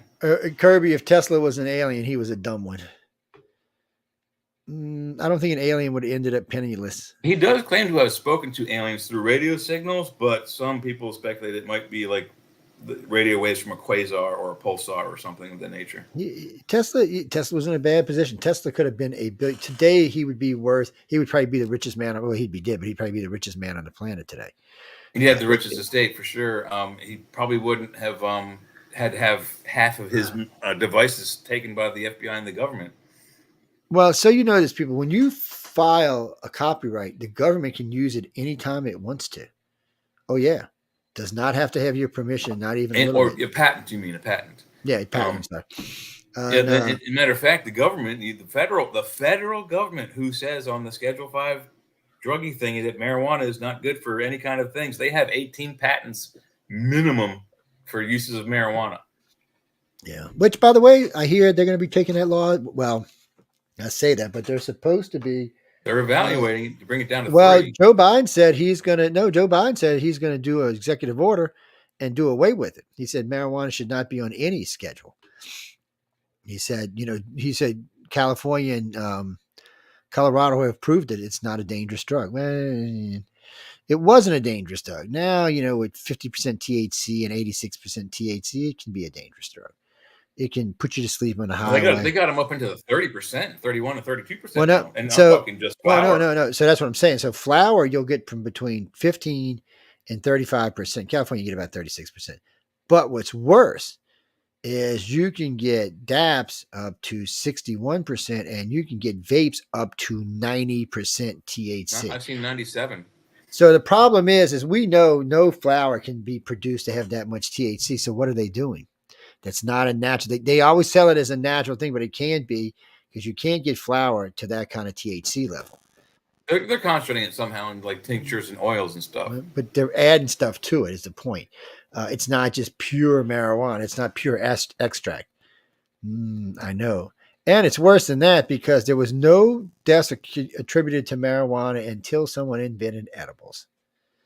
So now there have been several. Yeah, people cruising in a highway fall asleep while they're driving. Kids stealing mommy's gummies or chocolate bars and getting ripped, doing brain damage to themselves.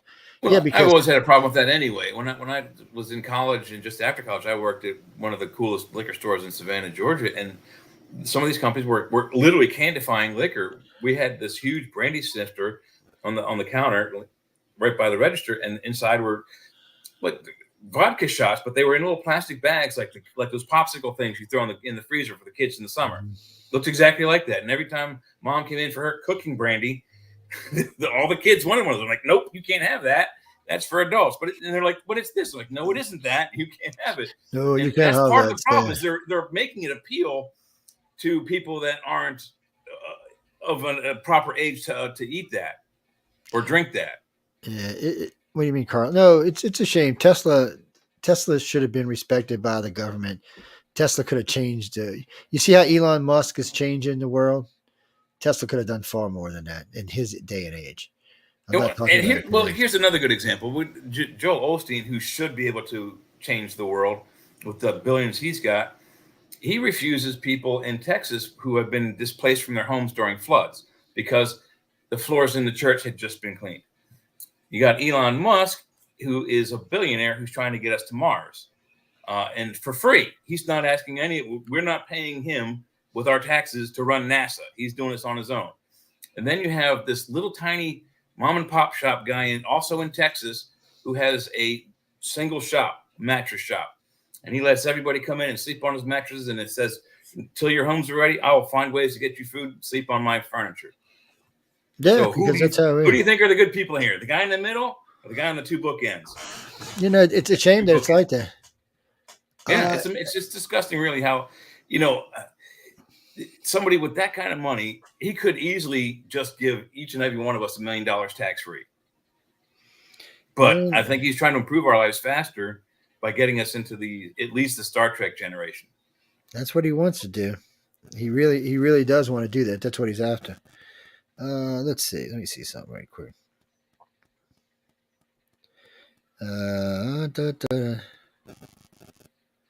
I couldn't remember his death, so I just want to make sure if I was off on a tangent or something.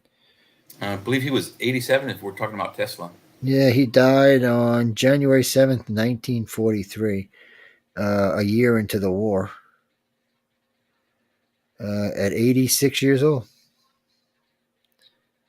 His birth date was July 10th, 1856. And it was in Croatia? It doesn't say. I think it was Croatia. It's a shame, though, that his man lived to 86 and died as a pauper with some of the most brilliant inventions ever. There's actually a show called The Tesla Files I've been watching, and they went to the hotel where he died, and he was not a pauper. He must have struck some kind of deal with them. The hotel had its own circuit breakers and generators to power the hotel, but the machinery that was down there made enough energy to power that hotel 3 times. So the hotel had 3 times the amount of power it actually needed to operate. There's some other cool things about it too, but it just seems like he picked the location, or it may have been picked for him that he be there. And I don't think he was a pauper, because how could you be a pauper living in a hotel, which would charge you daily? Well, no, daily, if he was supplying, he might have been swapping energy for a place to live. That's what I'm saying. So one way or another, he wasn't poor. What's that, Christopher? No, if you type in the wrong Tesla thing, it comes up with Tesla the car dealer, not Tesla the man. Yeah. Yes. No, really, it does. It's one of those things. Because when I typed in how much was Tesla worth, of course, where did it send me? To Elon Musk. Yeah. 94 billion. Let's confuse it real good and say in 1943. That ought to send it into a tizzy. Well, the problem is Tesla could have been. I mean, he could have been worth billions back then, which would have translated most to of his investors. He would not have died the way he was. We'd be using his tech right now. He had $11 in the bank when he died. That doesn't mean he didn't have any other money. It just means what he had in the bank. Yeah, no, I'm sure. And I'm not sure. This is off of Wiki, so I'm not sure what the source is. So yeah, don't quote me on it, people. Well, he had a big somewhere he had a where he kept the Tesla coils and all like that. He had a big Wardenclyffe, New Jersey. So, it's just a shame. I mean, he could have revolutionized. Think about it. If he'd have been able to do what he wanted to do, just think what Elon would have had to work with today. He could have cut what he's doing down in half. Frank, so Elon, the program Elon's running is the goal is to build 150 starships and have 50 going and coming all in time, and adding 2 or 3 to the fleet occasionally, and then retiring one every once in a while. Yeah, and always constantly having ships going back and forth. And always having 50 in reserve for rescue and other backup missions. He wants to colonize Mars in a big way. Mm-hmm. And since he's now going to set up the way you can go back and forth, it's not a one-way ticket anymore. Yeah, that's the thing. So what if you get there and it actually sucks? So in the beginning, it was just going to be in the very beginning, it was only going to be a one-way ticket, and it still may be for the first 50,000 colonists. The geoengineers that go up there to set up the domes and get everything ready, they probably are going to die there. And then you've got, no, Christopher. So this is one of the first things Elon discussed with everybody. So he said, okay, we're going to send 100 engineers to start building our city. That's not near enough people to build it. He said we're going to need 100,000 workers to build these cities. You're going to need support, restaurants, medical. You're probably going to have, if it's not a military presence, some sort of police presence. What if there's I wonder how much a filet mignon costs on Mars.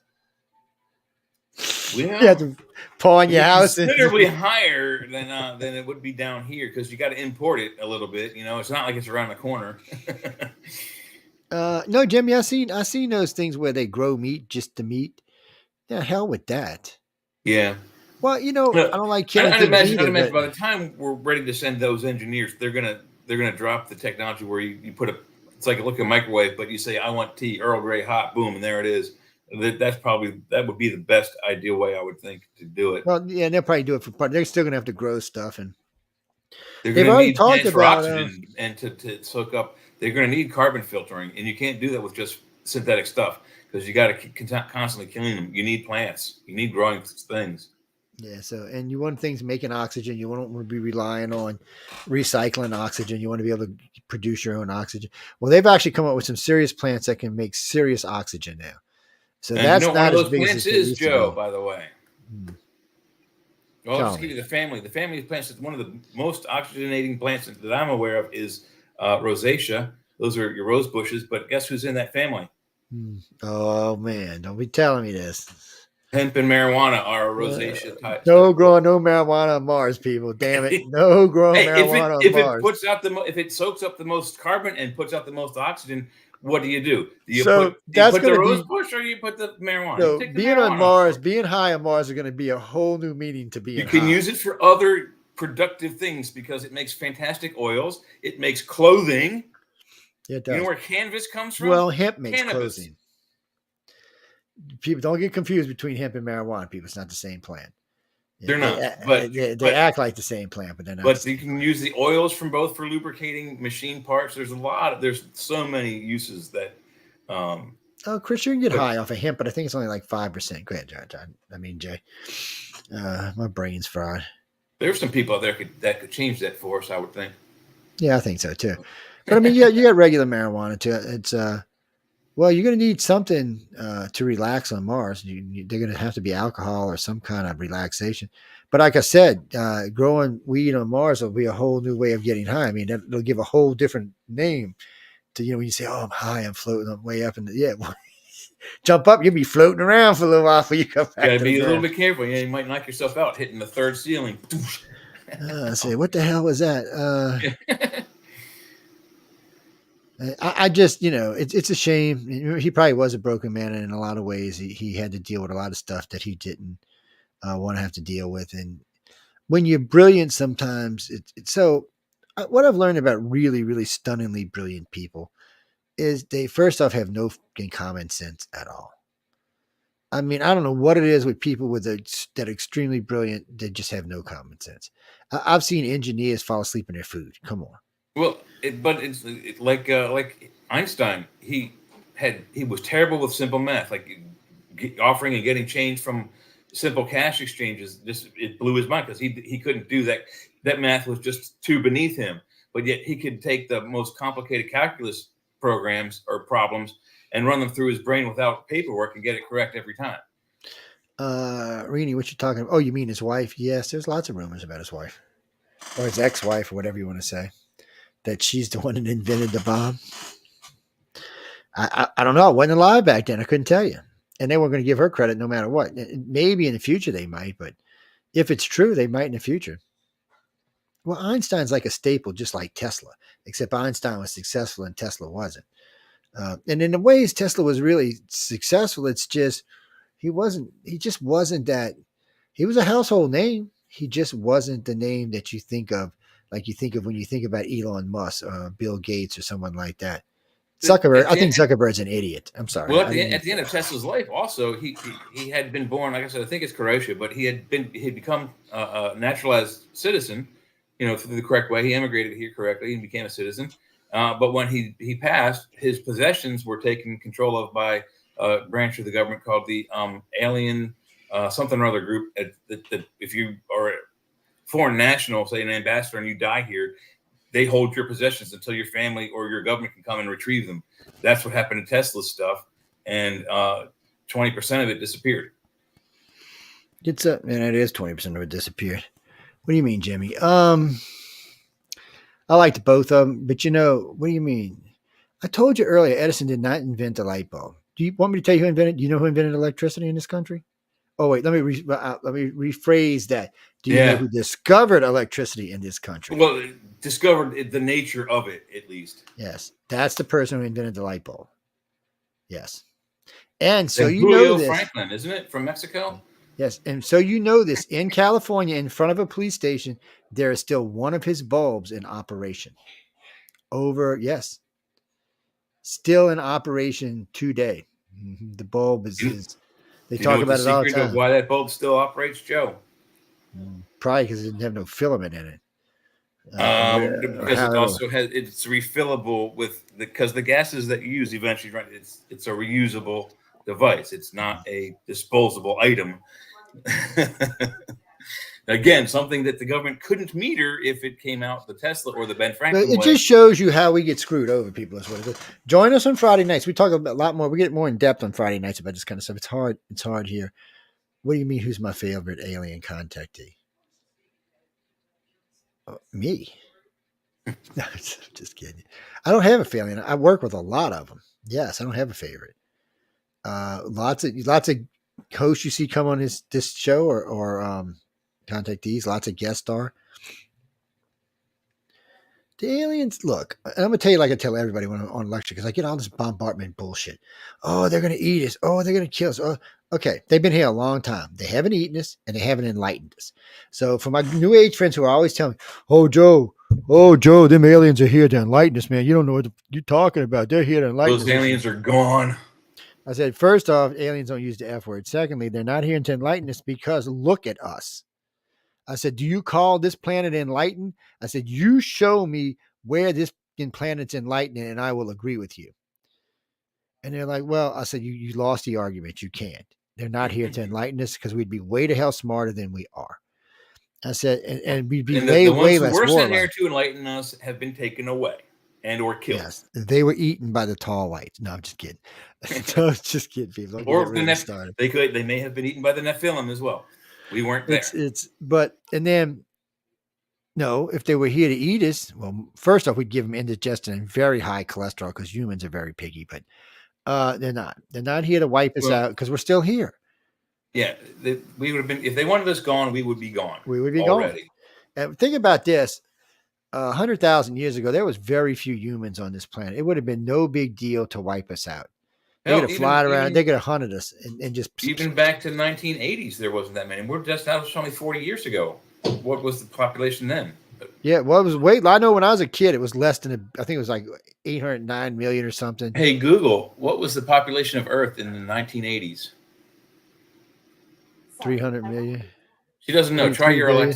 Alexa. Alexa, what was the population of Earth in 1990? No.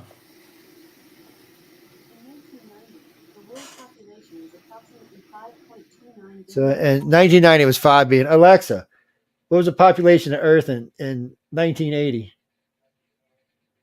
According to the World Bank, the world population in 1980 was approximately 4.44 billion. 444 billion. I was surprised by that. So Alexa, tell me the population of Earth in 1960. In 1960, the population of Arizona was 1.3 million. She hard-headed sometime. We don't care about Arizona. Alexa, tell me the population of Earth in 1960. She hard-headed sometime. The world population in 1960 was approximately 3.03 billion. 3.0 billion in 1960. So if you go back, Alexa, how many people lived on Earth in 1900? The population of the Earth in 1900 was approximately 1.6 billion people. 1.6, yeah. So you go back to 1800, that's going to be like 300 when was million. the plague? When was the bubonic plague? Alexa, when was the bubonic plague? I love Alexa sometimes. According to an Alexa Answers contributor. Yeah, she gets in the show, people. Alexa, Alexa, shut up. She's talking about some board game, people. Sorry. Alexa's good for a lot of stuff. We use her for a lot of things. Well, think about it. If the bubonic plague was only a few years prior to that, and I think it was in the 1850s or whatever, 15 years prior maybe, and it killed half the population, then the population in 1900 should have been about 2.5 billion.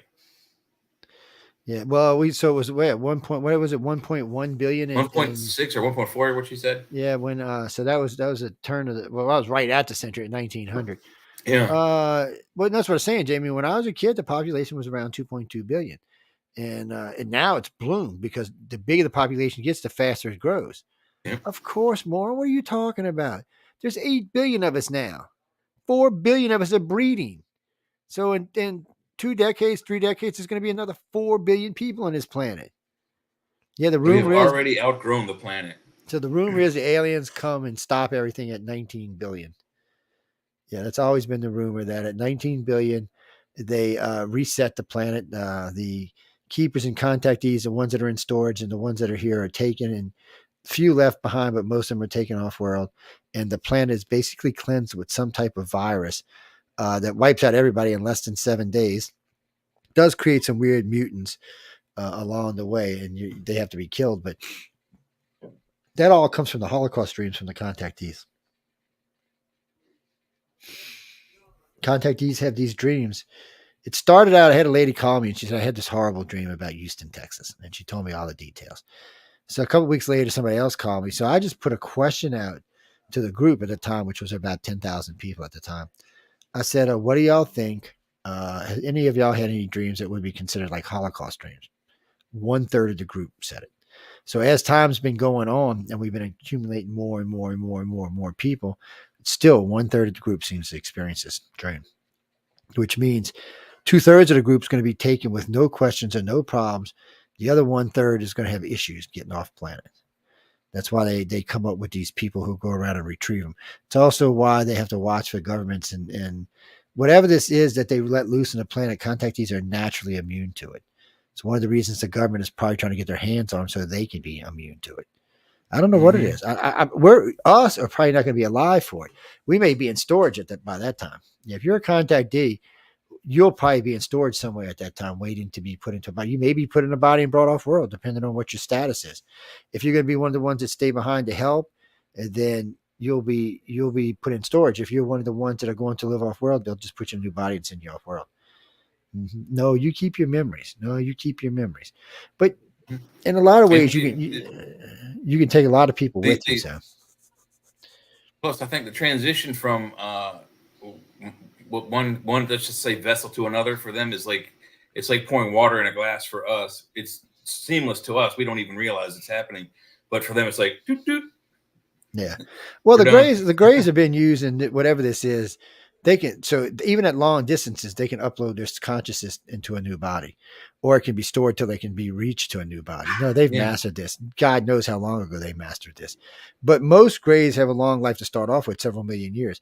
But for something happens, or for whatever reason they want to change, they can upload their consciousness out of that body into a new, fresh body. And they're not clone bodies. They call them husk bodies, meaning that they're multi. Yeah, that's the other word, husks. Yeah, so the reason they call them that is a husk is something that's taken from, say, a 500 DNA sources and combined into one body. So they'll take X amount from each person or each being, and that's what creates the new body, not a clone. They don't take it from one to make a clone, because any smart race is going to know about clone degradation. The longer you clone, the more degradation you're going to get. Even if you're brilliant, I don't know if you can get around it. So this way, and humans have already thought about this, by the way. Humans have already said, screw cloning. When we can just, what taught us screw cloning was the girl brought that was born in California, the test tube baby. That shows we didn't need cloning, because that was just different pieces of DNA mixed together to create that child. So we learned then. Fertilization, yeah. So we learned that we don't need all this. We can mix them together and create our own cocktails. No, they don't want to make them. It's like a basic cocktail, so that all Greys are similar in the fact that their intelligence, their special abilities, all of that seems to be prominent. It's like built into it. Just like if we would be telepathic, it would be built into us. Well, when they talk about the husk bodies for humans that are upgraded, they're much more advanced than the bodies we're in. More brain capacity, more psychic capacity, more strength, more power. Jamie and them say there's a built-in calmness to it, I guess, because they send you off world. They don't want you going apeshit crazy and killing people. But the people who stay behind to get the rest of them off world are not allowed to leave. The Greys and the humans, or the Greys and reptilians, said they would be too violent to live in the new colonies. The way they're designing, the things they'll have to do when they're left behind would not make for good people. So if you've made a deal to get your family in, and you're left behind, well, you're still going to have a good colony. It'll still be a beautiful planet. The Greys, reptilians, and humans will be living here with you, probably some other aliens, after they wipe out most of the humans. Mm-hmm. Well, actually and truly, the Greys say they don't do it. They say we do it. And they're just here to clean up the mess. That's actually what they say in the Contactees' dreams, that they don't cause the deaths. Humans do. But they knew it was coming, so they made us all. So whatever happens at 19 billion, we start it. Yeah. So what the Greys did was just or any of the abductee aliens did, is they just intervened in the fact that they gave us an immune system against it. What do you mean? I don't know. Maybe they time travel. Maybe they have advanced computers that can figure this shit out. I don't know. I would be lying to you either way. It's one of the things we're working on, trying to figure out how they know. Other than Holocaust dreams, we don't know how they know. We've spoken about their abilities before. We don't know the limit or even the extent of. I mean, they could be like Frank Herbert's, the guild travelers, the guys who fold space for the universe. They could have mental powers beyond any type of imagination. Well, they say the Greys' telekinesis is why that the reptilians and humans are scared of them. So when I got in, and we got to go in a minute, but let me tell you this, people. So when I got in this field, I thought the Greys worked for everybody. Oh, they're little 3-foot guys. They work for everybody. That's how it works. Then we found out, because of Contactees telling us, Joe, I know everybody thinks that's what happens, but I noticed when the gray was there, the humans and reptilians wouldn't even look at them. Even the little 3-foot ones, they wouldn't even look at him. They looked away from him or they looked down. He said, that's usually a sign of respect or a sign of fear. That's not a sign of commanding. And he said, I noticed that the Greys were always in charge of whatever programs were going on. Even if the reptilians and humans were involved, it seemed like they were always in charge. And now we know that the Greys do about 60% of the abductions. And in the beginning, it wasn't like that. The humans and reptilians were doing it. But whenever the Greys came here for whatever reason, most people said they came here from keeping the humans and reptilians from getting into a war, because the humans got all pissed when the reptilians came in and basically redesigned their experiment by entering new DNA into the picture. No, it's not new. But what's funny about all these stories you hear me talking about and Jay talking about, a lot of this is in our history. You'll always hear me say this. If you're going to get into the field, and whether it's UFOs or abductions, the best place to start is as far back in time as you can go. Yeah. They are great stories. There are great pictures. You get into like the Middle Ages, there are pictures everywhere of UFOs and Christian art. Oh, yeah, it's great. Oh, yeah. Christian art all over the place. And there's UFOs with like dudes in, like, it's like how do people that are in the medieval times that are doing these paintings think of like a cutaway? Like, you ever do like a model, like a cutaway of like the V8 engine where half of it's clear, you can see how the engine works. They have UFOs with cutaways where you see the dude inside working controls over the manger scene for Jesus. It's actual historically recorded art. Yeah, there's a lot of stuff out there that what do you mean? No, Ezekiel and the wheel. A lot of people think Ezekiel and the wheel was a UFO. So a lot of stuff. Not a UFO, USO. Yes, UFO. USO, sorry. When underwater, he was in a submarine or a multi-atmosphere craft of some kind. But anyway, we got to get out of it. We'll be here Friday night. We'll be talking about usual, but since we've had requests, we'll talk about a couple of topics that crossed through here tonight. Will actually be talked about more in depth on Friday night. What's that, Brenda? You mean, yeah, we'll talk about Sam, but we can't talk about him here. We can't talk about what happened to him here. No, but we can talk about what happened to him on the other show. Yes, because it's a news program, so it's just news. Here, hey, good night, Lee. Thanks for stopping by. It's no, he had some good questions rolling. As a matter of fact, everybody who popped in the chat tonight had some pretty good questions going in. No, people, it's just, Friday night is a news program. The last hour of the news is always, last 40 minutes. Or polls, because we're in election year. And I keep, so today, I'm loving this today. I'm listening to some news thing today. Oh, Joe Biden's catching up. He's passing him up. He's in the lead. He's got it made. And then you hear this other guy said, and what one poll was that? And the guy, the newscaster, got really mad. No, it's all the polls. He said, are you going to get mad if I pull these polls up? He said, okay, never mind. It was hilarious. It was, Joe Biden does things. He does start moving up in the polls some, and then he does stuff, and you're like, the only thing that can hurt Trump at this point is if he goes to jail. Yeah, pretty much. The money thing hurt him. He dropped 1.5 because he didn't have the $400 million readily available. People thought he was richer than that, so that hurt him a little bit. Not, just a little bit. But we got to get out of here. I want to thank everyone. Don't forget, come see. Jay's going to be with me Friday. Are you with Jeffrey Friday? No, it's Wham Friday, but I am available for yours. Yeah, so he'll be here with us Friday. Well, he hosts with Jeffrey sometimes too on Fridays. Yep. Some Fridays he's got long because it's 4 hours for him when he comes and hosts both shows. 5. Oh yeah, that's right, 5. That's right, and sometimes even longer than that because we stay over sometimes later. Yep. Well, okay. First off, if you come watch us on Friday night, we never end at midnight. Usually 12:30 or 12:45. It's Jay's fault. Oh no, it's Sean's fault. Yes, that's who it is. We got the double Seans. They're real. I'm not going to tell you which Sean it is, but it's one of those Seans. It's their fault. Yes. Leah is working with us. She's coming back in. She's getting back. She'll be on and out with different shows and stuff. She'll be here and with us on Fridays sometimes. Yes. Well, no, she's smart. She's been doing this for a long time. What do you mean? What about God? I don't know. You asked me if God listens to everyone on planet Earth? So I got a question for you. Let's say you are omnipotent super being and you sat around every day listening to 8 billion whiny people. How long do you think that would last? It'd get old quick. It would get old quick. I mean, we've already had 2 times where he's wiped us out. Do we want to go for 3? Well, if you believe the Hopi tradition, it's more like 5 going on 6. So, well, because people, you don't ask God to give you money. You can ask him to help you move in those directions, but oh God, give me $1 million. I'm like, hey God, I'm asking him every day, can I have $1 million? And it ain't gonna help him. Why does he want to hear that crap? Or she? Well, I don't know. It could be an it, as far as I know. It's I've never seen the being in person. You'd be more likely to answer a prayer that says, "Dear God, please stop the planet. I want off." Yes. You can't, maybe prayers That'll be like bad for everybody. Maybe prayers like, can you abduct Putin? That would be good. Can you stop the war in Ukraine? Bernice, we will talk about that on Friday about Putin. Yeah, we'll talk about we talk about Putin a lot because he's kind of insane right now. And no, I've always liked Putin. He actually appears to play the piano fairly well. Yes.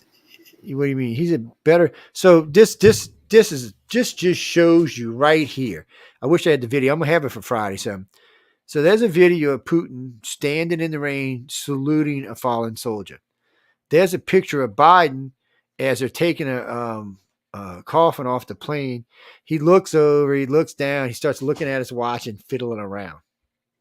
No respect whatsoever. None whatsoever. I don't even know if he even salutes the damn thing. It was. He didn't. Yeah. It was one of the most disgusting things I've ever seen. I think he actually, as the coffin passed him, he looked the opposite direction. Yeah, I mean, it's just. I'm surprised you said he had ridden that coffin before. The man lies so much, and even. On the phrase we talked about earlier, real quick, we talked about him where he said he'd gone across the Key Bridge several times by train or by car, and it never had train rails on it. So whoever wrote the article that I read on that said that either Biden is lying on purpose as a pathological liar, or he's got some sort of condition where his memory's gone, or both. It could be both. Or both. I'm thinking it's both. Yeah. I really am thinking it's both. No, Ginger, we can't take any more questions. We're already into Michelle's time, and we don't want to get hurt. Yep. You should do voodoo on your ass. No, you should do voodoo on your ass for trying to keep us here longer. Oh, yeah, buddy. Should be putting it on you. But we got to go and thank everyone for tuning into United Public Radio with UFO Undercover. I hope you enjoyed myself and Jay McNicholas and Leah Dunbarr and myself, Joe Montaldo. I will leave y'all with some alien abduction music on the way out. This song was actually written for this show, and it was written about the person was being abducted. No, I'm serious. On that note, good night and go see Michelle.